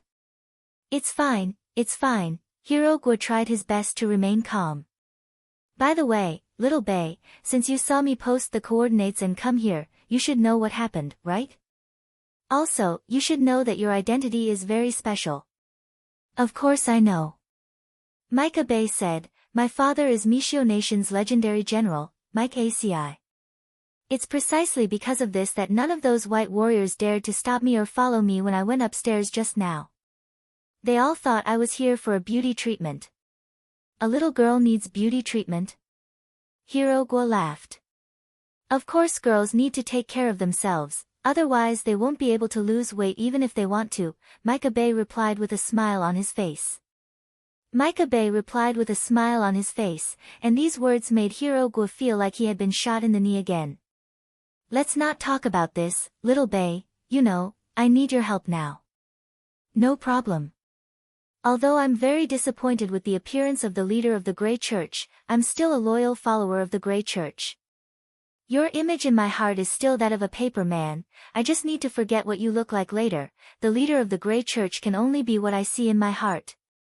Micah Bay said with a slightly yearning look in his eyes, look, a speck of grey in the age, what a beautiful sentence. Wang Ling, Lotus Sun, and the others, are you sure it's okay, little Bay? We want you to be our informant, and we need you to provide us with information on your father Mike ACI's movements. Hero Guo asked. Of course it's okay. My father never has time to accompany me, and often yells outside about how to become stronger and stronger. I can't wait for him to lose face outside, and it'd be best if he stayed at home the whole time. Mike Bay smiled and said, if only my father could fall. In that case, I could prepare a cage at home and raise my father in it. Wang Ling.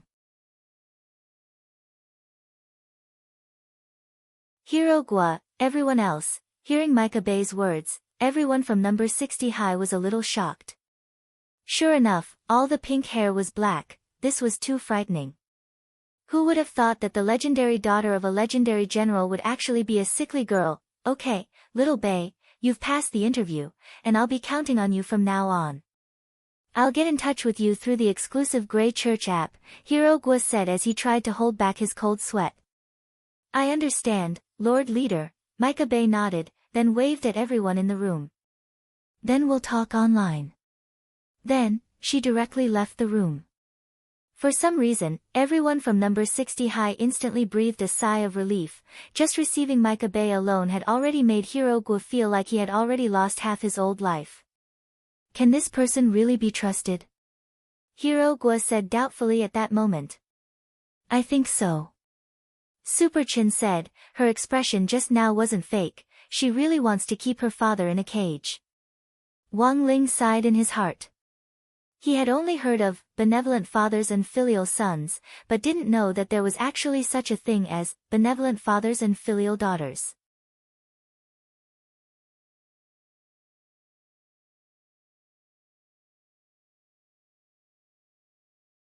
Chapter 1801. Just receiving Mike Abe was enough for Hirogwa to feel tired, and most importantly, Mike Abe had actually looked down on him.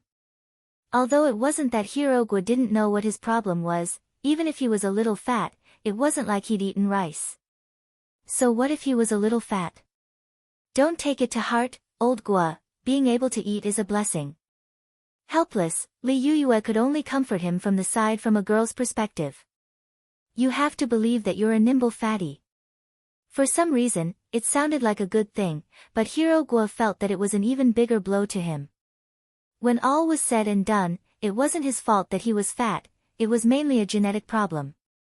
Almost 80% of his uncles were counted by the ton, so he couldn't be blamed for that. You've worked hard, old Gua.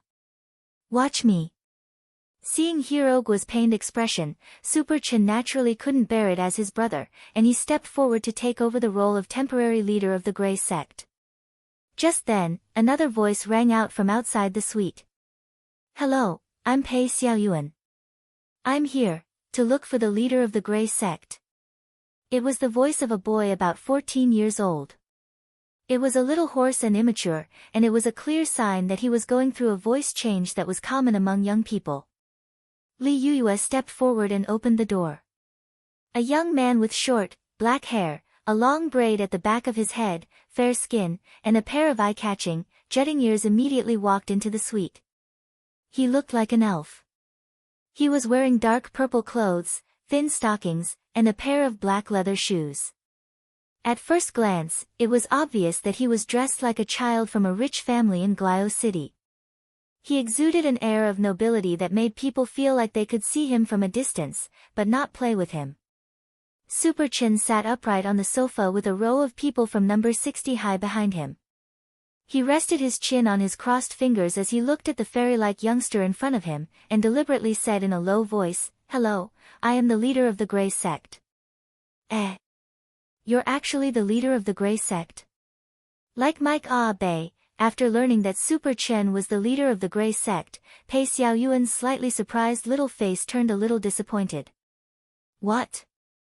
Are you disappointed to see that the Grey Church's leader is a man? Do you think the leader of the Grey Church is a big sister and want to have a passionate relationship with him? Super Chen said. Super Chen had casually made it up, but in the end, Pei Xiaoyuan's face and ears turned red on the spot as Super Chen's words struck him in the heart. No, no way. I don't want to date the leader of the Grey Church. I have no intention of pursuing her. Pei Xiaoyuan anxiously refuted. Everyone at number 60 high, including Wang Ling, was instantly struck by this reaction.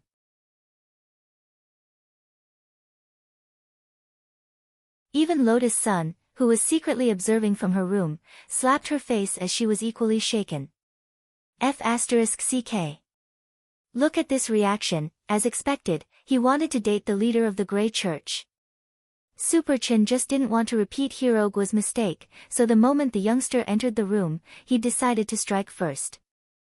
In the end, he hadn't expected his unintentional action to directly hit the youngster in the head. At such a young age, instead of studying properly, you only know how to think of such nonsense. Have you fully developed yet? You only want to date an older girl? Super Chin laughed. Little friend, studying properly is the right thing to do now. There's no future if you mature too early. If you do this, your father will be very disappointed. If he wants to be disappointed, then let him be. I can't wait for him to be more disappointed. Pei Xiaoyuan said unhappily, that guy doesn't stay home all day. That's why I've decided to date a woman, marry her, and secretly have children to amaze him. Once he has grandchildren, I'm afraid he won't have time to work. That way, he can stay at home all day and help me take care of the kids.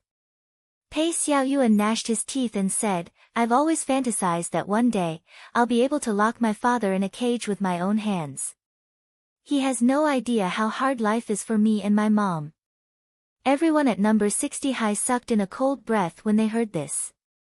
Why were kids nowadays so extreme? This was already the second time, wasn't it? Why did they like to lock their father in a cage at the slightest provocation? In fact, after Micah Bei and Pei Xiaoyuan's second time, Wang Muyu actually had a similar idea, but unfortunately, he felt that given his current strength, he wouldn't be able to beat Wang Ling at all. Forget locking his dad in a cage, it was already pretty good that he hadn't been sent here. Wang Ling, classmate Xiaoyuan, what you're doing is definitely wrong. If you want to make things difficult for your father, you just need to carry out our Grey Sect's missions in secret, Super Chin said. From your description, your father is obsessed with work all day, so he should be a big shot, right? What big shot? He's just a team leader in the Heavenly Tao Alliance. Pei Xiaoyuan spread his hands. Hearing this, the expressions of everyone at number 60 high instantly changed. The first one who came was Mike Abe, the daughter of General Mike ACI. The current Pei Xiaoyuan was actually the son of a team leader in the Heavenly Tao Alliance. How did they manage to develop two such excellent spies for a single set of coordinates? It was hard for everyone at number 60 high to believe that this was actually true. Everything was going too smoothly, as if the gods were helping them. Lotus Sun was also a little bewildered in her room. Her initial suspicion was that it was very likely that this senior called Qin Zong had sent a wave of luck in their direction, and this was the legendary Purple Chi from the east. But it was very obvious that Pei Luoqi was very secretive about the nature of his work, so Pei Xiaoyuan had no idea what on earth Pei Luoqi did. Pei Xiaoyuan gave a wry smile helplessly and said, I don't know what my dad is doing in that strange organization. How can he be so happy as a team leader? Isn't it just collecting homework? Everyone at number 60 high, hearing this, Wang Ling couldn't help a drop of cold sweat running down his forehead. Collecting homework was fine, given the nature of the Heavenly Tao Alliance's work, collecting homework probably meant that they were collecting heads. Then, do you think there's been anything unusual about your father recently? At that moment, Super Chin asked, it doesn't matter how small the information is. Pei Xiaoyuan thought carefully for a bit, then said, that's right. I remember, it doesn't seem right. I don't know if it has anything to do with my father. Let's hear it first. Super Chin smiled. It's like this. I noticed that every time my father left home, the Pope of St. Peter's Cathedral will come to my house to preach. Preach? Yes. Pei Xiaoyuan nodded and said, the Grand Pontiff said that my father is not at home all day because there are evil spirits in the house. That's why I brought the cross and holy water over. Every time, I had to work with my mom for a long time before I could use it. The number 60 high team.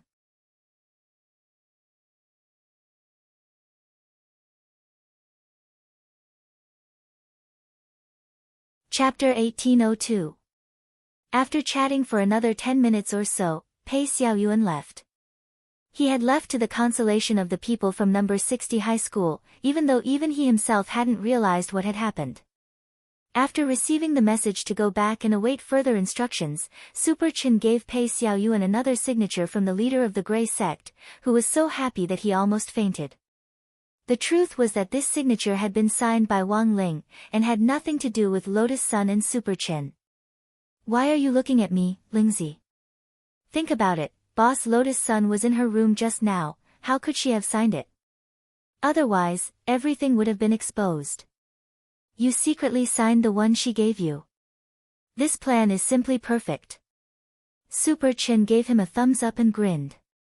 Also, it's not like you don't know that Boss Lotus Sun has been imitating your handwriting all along. On the surface, there's actually no difference between her signature and yours. Apart from the few of us, no one will be able to tell. Don't worry. Wang Ling, no difference. Of course there was, and there was a big difference. Pei Xiaoyuan's father was the leader of Team 1 of the Heavenly Tao Alliance, and his family was so close to the Great Pope. Wang Ling didn't know if the cross and the so-called holy water would work. But this signature of his could really exorcise demons and ward off evil, and it was extremely lethal. I'm really sorry to trouble you this time. Madame Lavin has already sent us the information on the variety competition. Now, let's discuss how to deal with it. At that moment, Lotus Sun came out of her room and said this, her face red to her ears. From far away in the suite, she had heard Super Chin say in front of everyone that she had imitated Wang Ling's handwriting. This was tantamount to a public execution, and she was so embarrassed that she just wanted to find a hole to crawl into. She had no choice but to open the door and change the subject to discuss the variety competition. If he allowed this group of old men to continue expanding the topic, it might really get out of hand later on. Elsewhere, Pei Xiaoyuan's heart blossomed with joy when he received Wang Ling's signature from the leader of the Grey Sect. He never thought that the leader of the Grey Sect, who looked like a boorish old man, would actually sign such a delicate name. Sure enough, the Grey Sect was a place where cultured people gathered. Ever since he was young, Pei Xiaoyuan had loved Chinese culture, especially Chinese characters. He felt that they were the most beautiful characters in the world. During the conversation in the suite just now, he had spoken in Mandarin.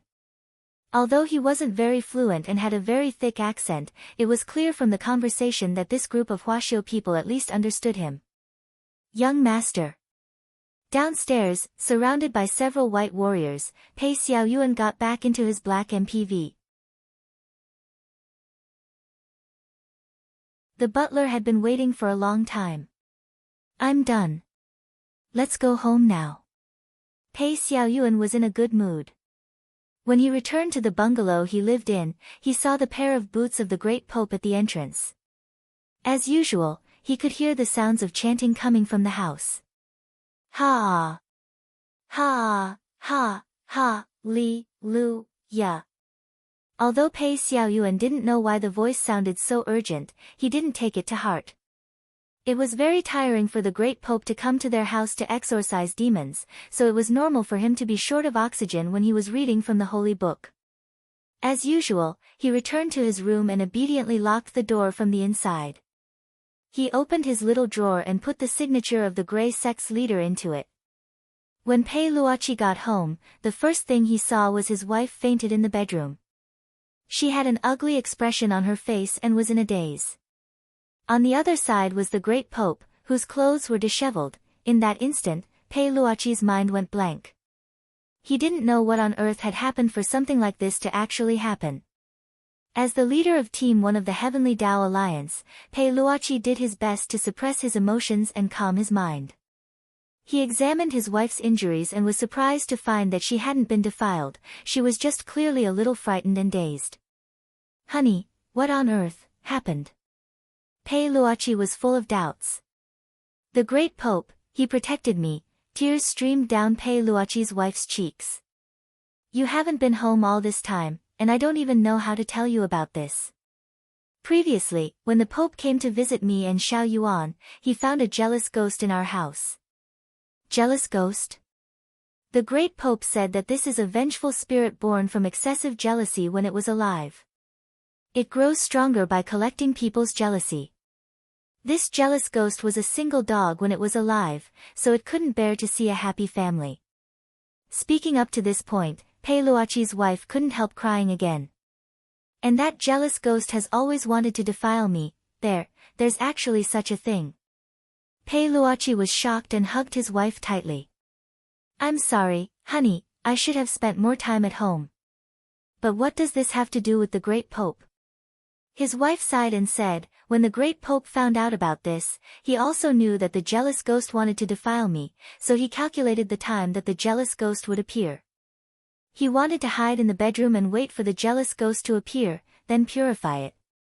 But the jealous ghost was even more terrifying than the Great Pope imagined, so the Great Pope he failed to purify it, and was instead attacked by the jealous ghost. Pei Luoqi covered his mouth in horror. He looked at the disheveled and dying great pope on the ground, and there was an inexplicable complicated feeling in his heart. This was because the great pope himself was not very strong, and he had obtained such a high position entirely because of his character and the spread of faith from all sides. Pei Luochi was filled with regret. He should not have doubted the great pope's character. He did not expect the great pope to make such a huge sacrifice to protect his wife and son. So now, what happened to the jealous ghost? Pei Luochi asked. His wife's face was filled with fear again.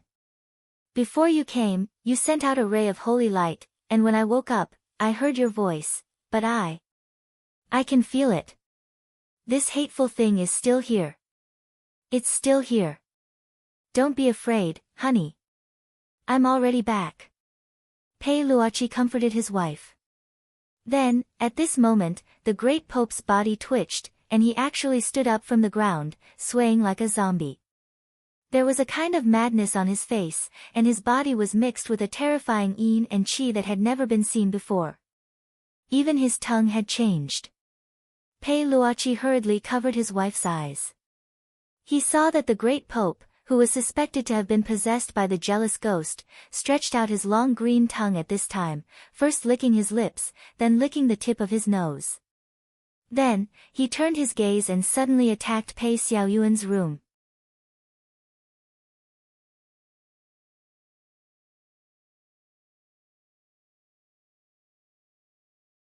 Chapter 1803.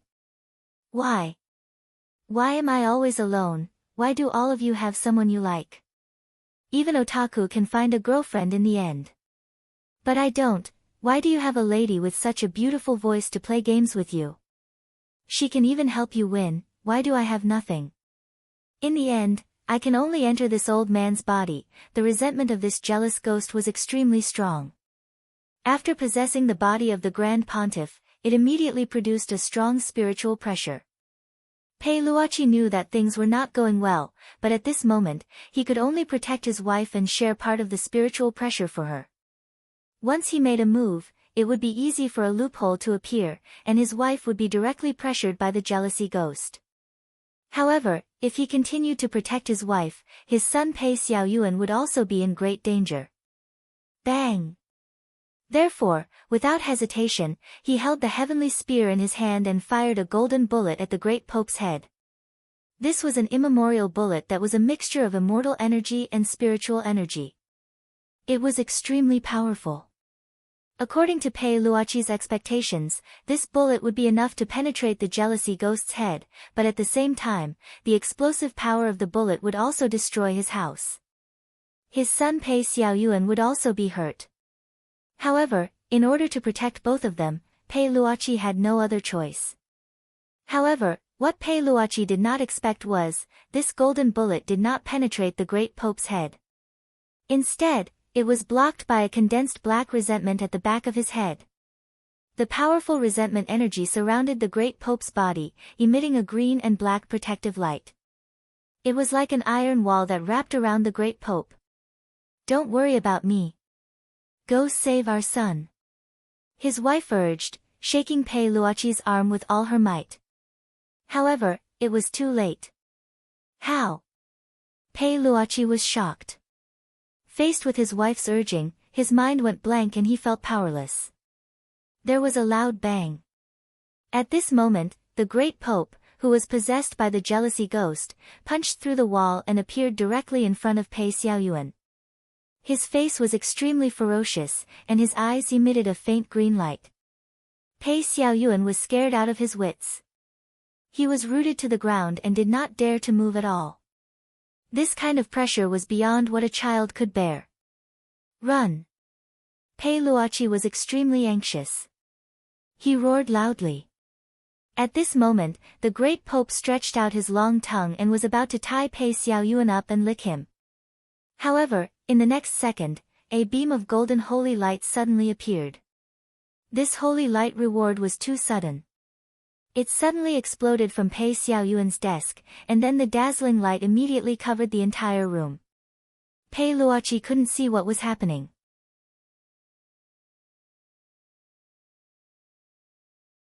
There was a loud hum, and when he came back to his senses, the light of the holy light had already faded, leaving only the Pope lying on the ground with his eyes rolled back, smoke rising from his body. What was going on?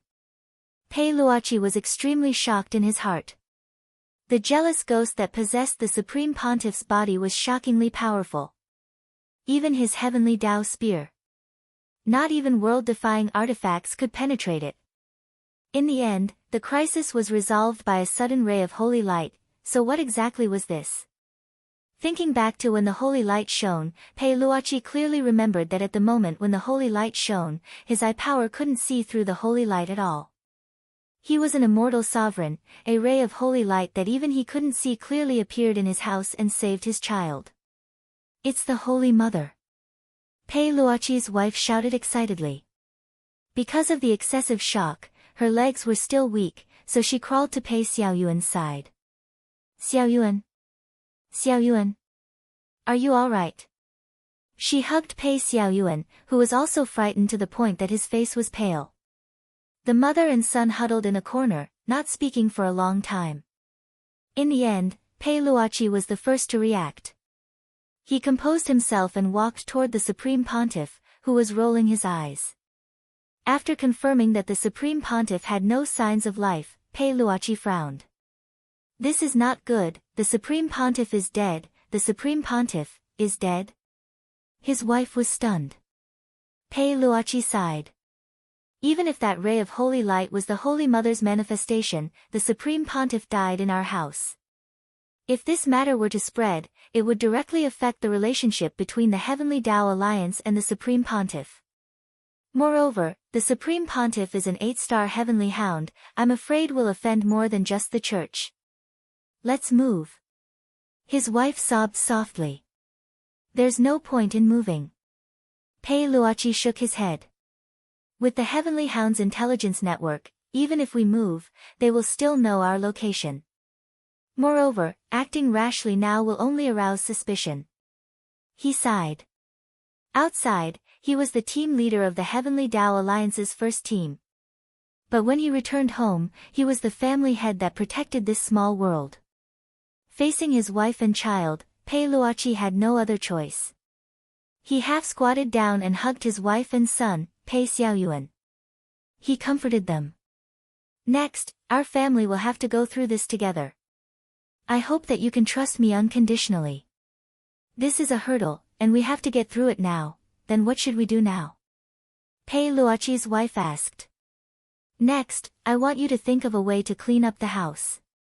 Don't leave any clues or evidence behind. At the same time, don't tell anyone that the Supreme Pontiff came to our house, Pei Luochi said bitterly. He then looked at the Supreme Pontiff's corpse on the ground. As for the Supreme Pontiff's corpse, let me handle it. Now, not only do I have to put aside the relationship between our family and the Supreme Pontiff, I also have to put aside the relationship between the Heavenly Tao Alliance and the Church. For Pei Luochi, this was a huge accident. Everything seemed to have happened suddenly. The Supreme Pontiff's death was a huge bomb. If this matter was leaked, it would have a huge impact. And if outsiders knew that the Supreme Pontiff died in his house, all of Pei Luochi's explanations would be futile. Even if he could find evidence of the jealous ghost, it would prove that the Supreme Pontiff was possessed by the jealous ghost in order to protect his family, but he could not explain what that holy light was. So there was only one way for Pei Luochi to go. That was to do everything possible to disassociate himself from the Supreme Pontiff. And to cover up, he had to find a reasonable scapegoat.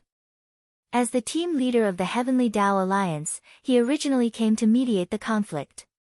But now, he had to use his identity to create a new truth about the Supreme Pontiff's death. After thinking about it, Pei Luochi felt that there was no other way. He felt that in this situation, letting Michael ACI take the blame was the best. The error-free chapter of The Immortal King's Daily Life will continue to be updated on the mobile game bar. There will be no advertisements on the site. Please collect and recommend the mobile game bar. If you like The Immortal King's Daily Life, please collect. The Immortal King's Daily Life mobile game bar is updated the fastest.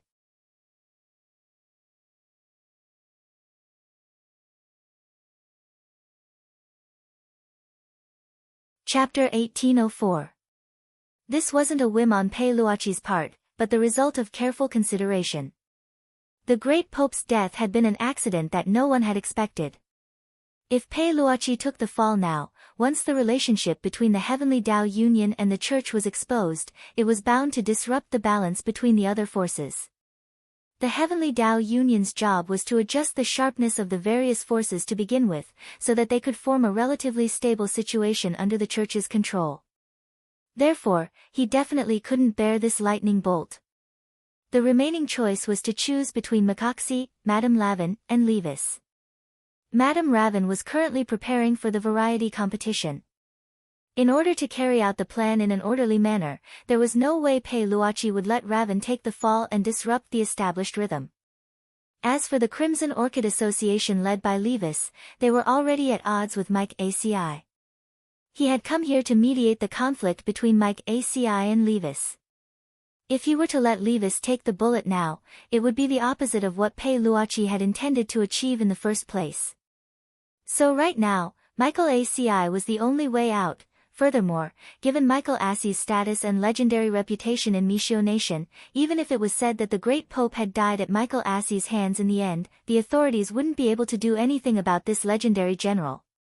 Pei Luochi thought that Michael ACI could only swallow this loss in silence. "Honey, can we really get through this?" Pei Luochi's wife's voice was still trembling. Her heart was full of regret. She had never expected their happy little family to actually fall into this situation. "Now, all you need to do is to clean up the house according to my instructions. Leave the rest to me," Pei Luochi said as he hugged his wife and son tightly in his arms. At the same time, he began to think of a comprehensive plan to shift the blame to others. First of all, he had to protect the great Pope's body. At the very least, he had to delay the great Pope's death, and keep his blood circulating for a period of time to create the illusion that he was still alive. Of course, such a method was impossible to achieve under normal circumstances, but it was not difficult for cultivators of high realms. That night, on the cliff of Proud Wind Mountain in Glio City, this legendary general of Meishio Nation, Mike ACI, was sitting cross-legged. His consciousness was linked to the sky as he conversed with his friend from a distance. Such a stream of consciousness conversation would not be disturbed by outsiders, nor would it be recorded. It was a very safe method of conversation. "I really don't know what the great Pope is thinking. A mafia organization like the Crimson Orchid Society is completely unreliable. I, Michael ACI, have never suffered such humiliation. If he wasn't the Supreme Pontiff, I would have exterminated him as well." Michael ACI communicated telepathically. A burst of slightly aged laughter came from the other side. Right now, the two other legendary generals of Meishio Nation were talking to Maishi, Admiral Meng Qi of the Navy and Admiral Lai Kong of the Air Force. Marine Admiral Meng Qi quickly laughed after hearing the words, "Mike, you don't know this. For the Crimson Orchid Association to be able to be so arrogant in a place like Glio City for so many years, they naturally had some connections with the Church. It's fine if you just say it. After all, the great Pope's identity is extraordinary." Michael ACI sighed. "Just because he's the great master of a Yuan Venerate, he can do whatever he wants." Admiral Lai Kong also laughed. "Of course he can do whatever he wants if he's the great master. But you have to be careful, Michael. You can't speak carelessly about killing the great Pope. If you mess up your relationship with the Yuan Venerates in the future, it won't be worth it." "I know, but after this, I'm going to make Levis regret it," Michael ACI said sinisterly. As Meng Qi and Lai Kong had said, because of the interference of the Church and the Heavenly Tao Alliance, he could only give up on this operation to destroy the Crimson Orchid Association. But as a proud person, Michael ACI was always filled with hostility towards those who disrespected him. This time, he could let Levis off for the time being for the sake of the Church. But after everything was over, Michael ACI had already decided that as a legendary general of Meishio Nation, he would impose a brand new sanction on Michael ACI. West Wind Castle in Glio City, Meishio Nation.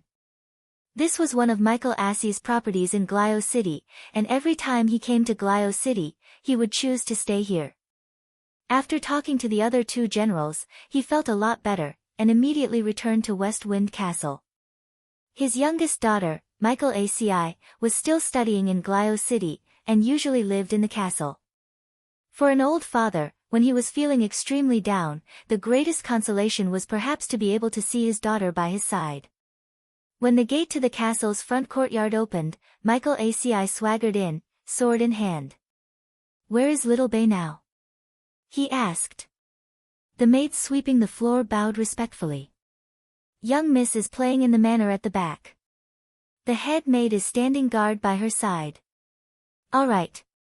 Michael Assey nodded. After learning about his daughter's location from the servants in West Wind Castle, Michael Assey made a shushing gesture, intending to sneak up from a small path. However, just as he approached the manor at the back, a strange murderous aura suddenly penetrated him from under the shade of a tree. Is it an assassin? Assassins would occasionally launch sneak attacks on the general's residence. Of course, Michael Assey knew that the assassin was not targeting him, but his daughter. As long as his daughter was kidnapped, he would have the right and authority to threaten him. Therefore, when Michael Assey wasn't by his side, he found a powerful chief maid to serve Michael Assey at all times. She was specifically responsible for Michael Assey's safety.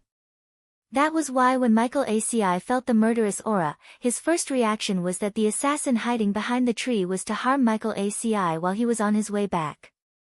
"Little thing, your luck is too bad, you just happened to bump into me," Michael Assey sneered in his heart. Without the slightest hesitation, he pulled out his sword and aimed at the tree trunk. Swoosh! A large amount of blood spurted out from behind the tree trunk and splattered on the ground. After Michael Assey sheathed his sword, the assassin who was hiding behind the tree fell into a pool of blood. Michael Assey walked to the front of the tree expressionlessly, then turned the assassin over with his foot. When the assassin's face was revealed, Michael Assey's expression instantly changed. The Great Pontiff? The Great Pontiff. Why was he here? Michael's heart was filled with shock. He had just expressed his dissatisfaction with the Great Pontiff's decision to the other two generals and had even said that he wanted to kill the Great Pontiff. Now, the Great Pontiff had really died by his sword. If the Yuan Venerate knew about this, he would definitely be in deep trouble. Michael Assey broke out in a cold sweat. He did not know why the Great Pontiff would appear here.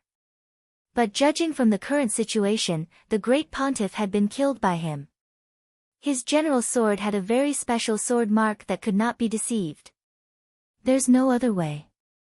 Michael Assey's mind was racing as he tried his best to think of a way to disassociate himself from the Great Pontiff. Then, he thought of a very suitable candidate to take the blame, Levis.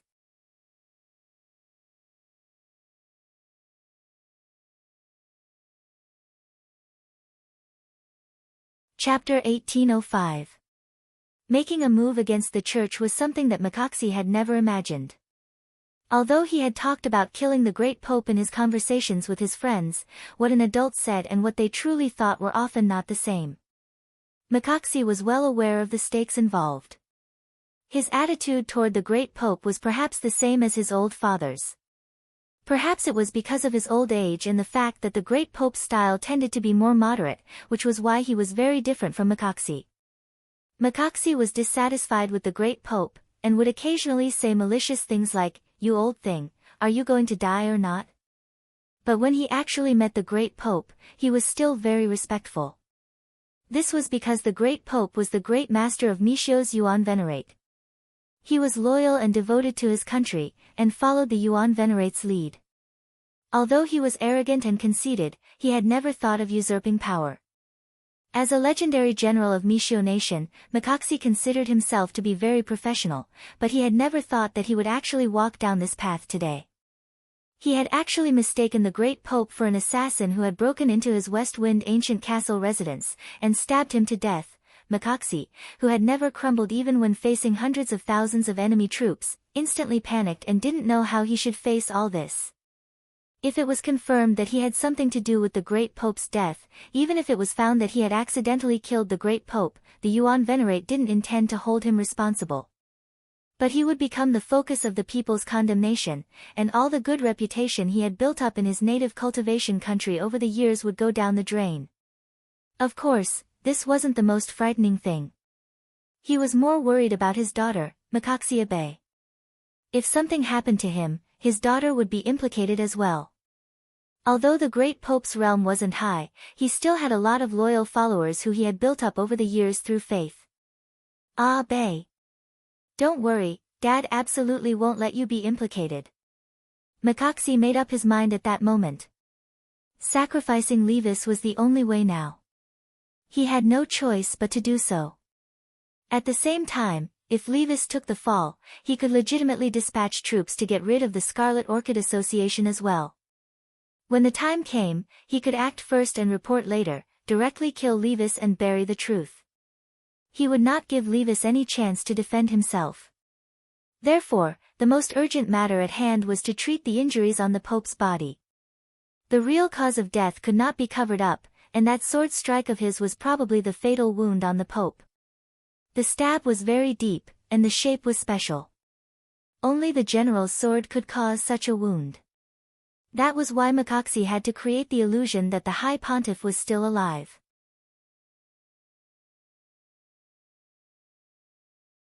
He had to use some means to stop the wound, repair the sword wound, and replenish the High Pontiff's blood, so that the blood could continue to flow through his body for a while.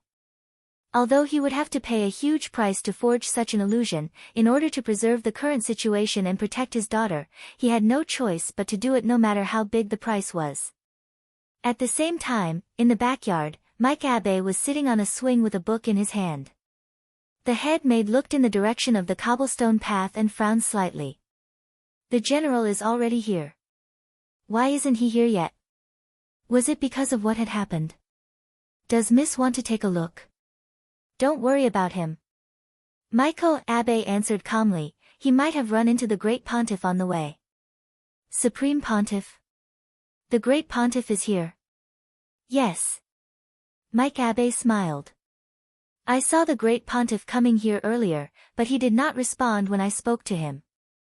I only reminded him that my father would definitely pass through the cobblestone path to visit me today, so it would be best for the Great Pontiff to wait for him by the side.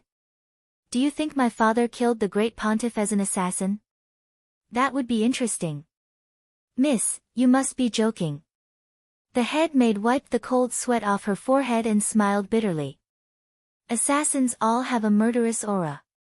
If the Great Pontiff was here to see the general, why would he have such a murderous aura? The two must have bumped into each other and were having a conversation. Yes. That's true. Mike Abe nodded and continued to read the collection of works in his hands. Miss, you've read this collection of works several times, but why do you only read this one every time? You don't understand. Mike Abe's eyes flashed. It's like a speck of dust in this era. It's too beautiful. After the meeting at St. Peter's Cathedral, Madame Lavin and Levis found a private clubhouse for a private talk. The place was surrounded by the Crimson Orchid Association's mafia members and white warriors.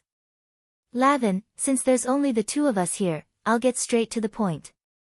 Levis crossed one leg and stared at Madame Lavin. Actually, it wasn't the Heavenly Tao Alliance and the Church's intention to protect me. Isn't that right? Oh. President Levis, why do you say that? Madame Lavin smiled. Although the Crimson Orchid Association is related to the Church, the Crimson Orchid Association is just a mafia that occupies some territory in Glio City. It's a dispensable existence. Levis said, it's just that this time, they happen to be dealing with the Battle Sect and the Huaguo Water Curtain Group, so they used the Crimson Orchid Association as cannon fodder. Since the Great Pontiff is one of the Heavenly Dogs, it's reasonable for him to send someone from the Heavenly Dogs to negotiate with me. Of course, I also have to thank you. If it weren't for you, Lavin, we might not even have had the chance to be cannon fodder.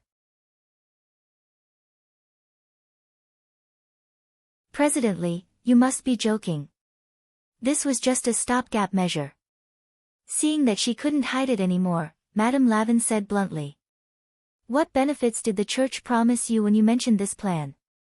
Is it to directly take over my position as president after the deed is done? Levis laughed. Lavin, you've really made a good plan.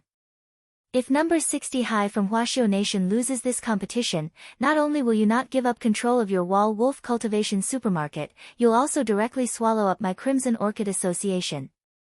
Hearing this, Madame Lavin continued to smile. But from what President Li says, you don't seem to hate me too much. Of course I don't hate you. Instead, I have to thank Lavin.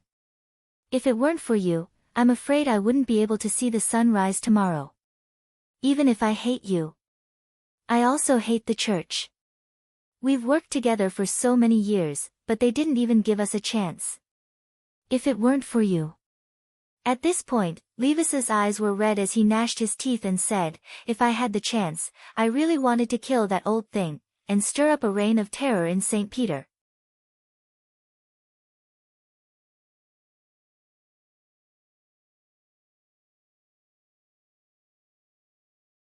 Chapter 1806. It didn't feel good to be used as a chess piece. Ever since Levis became the president of the Crimson Orchid Association and started working with the church, he had imagined how the church would deal with him if they felt that he was useless one day. He thought that the church would be as kind as the Virgin Mary and talk about martial ethics, but he didn't expect that abandoning the entire Crimson Orchid Association was still the church's first choice when faced with related problems.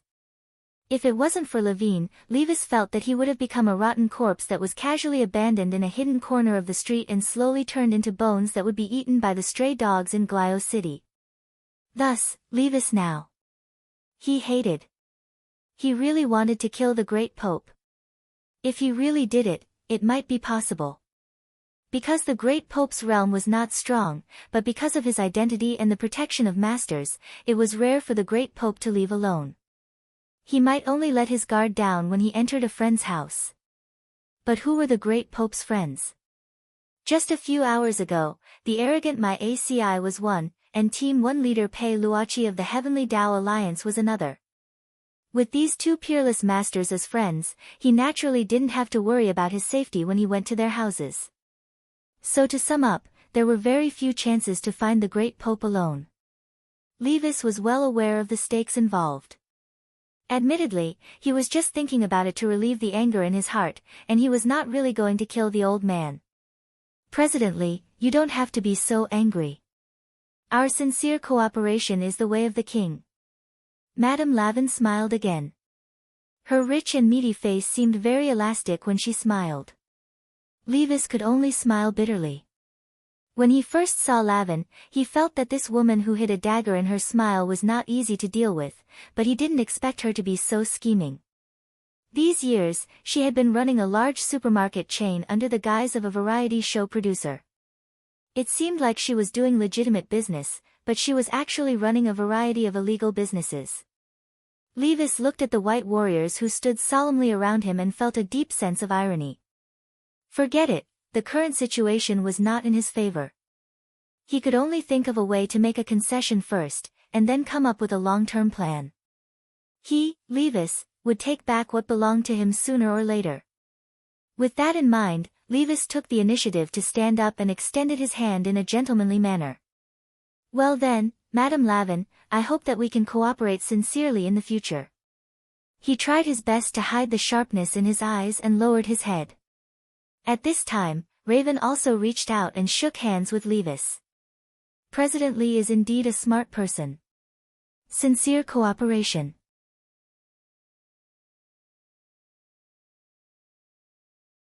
Whether it's the Huaguo Water Curtain Group or the Battle Sect, we'll wipe them out in one fell swoop. On the way back to the villa, Levis had a headache.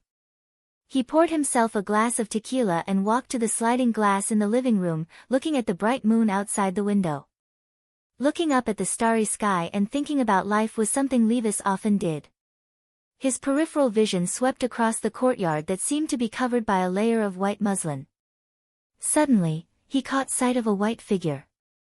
This white figure was hiding behind a shrub in the courtyard, as if he was ambushing something. the first thing he thought of was Raven's white warriors.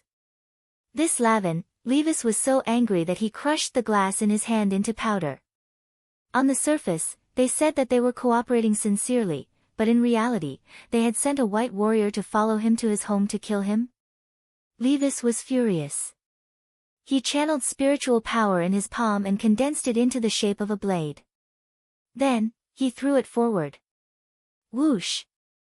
The speed was so fast that the white warrior in front of him had no time to react. This small flying knife formed from spiritual power directly pierced through the white warrior's head. Levis was determined to kill and did not leave any leeway. Even if Raven found out, he was not afraid. It was against the law to trespass into his residence without his permission. Levis thought it was ridiculous. He was the leader of the largest mafia organization in Glio City. He did not expect that he would have to protect himself from the perspective of the law at this time. If he had not chosen to walk the path of the Crimson Orchid Society's president and instead become a law-abiding citizen, even if his life was worse than now, he would at least be able to live a stable life, right? Levis sighed in his heart. He pressed a button to open the sliding door to the courtyard and slowly walked toward the white warrior's corpse. At this time, Levis had already prepared the corpse decomposing water. This was one of the common methods of the mafia. It was to erase everything without leaving any traces after such an accident. Just as he was about to dump the corpse, he suddenly realized that the face of the corpse seemed a little familiar. Levis's mind went blank. Then, he was completely stunned. This was the Great Sect Emperor. At this time, his mind was like a thunderclap. And he could not figure out why the great Pope would appear in his courtyard in the clothes of a white warrior, but one thing was certain. He had already killed the great Pope. And he had used a flying knife formed from spiritual power to pierce through the head. As long as the spiritual power gene molecules were extracted during the autopsy and compared with his own, he would not be able to escape the punishment of a Yuan Venerate. How could this be? Levis took a few steps back and sat paralyzed on the ground.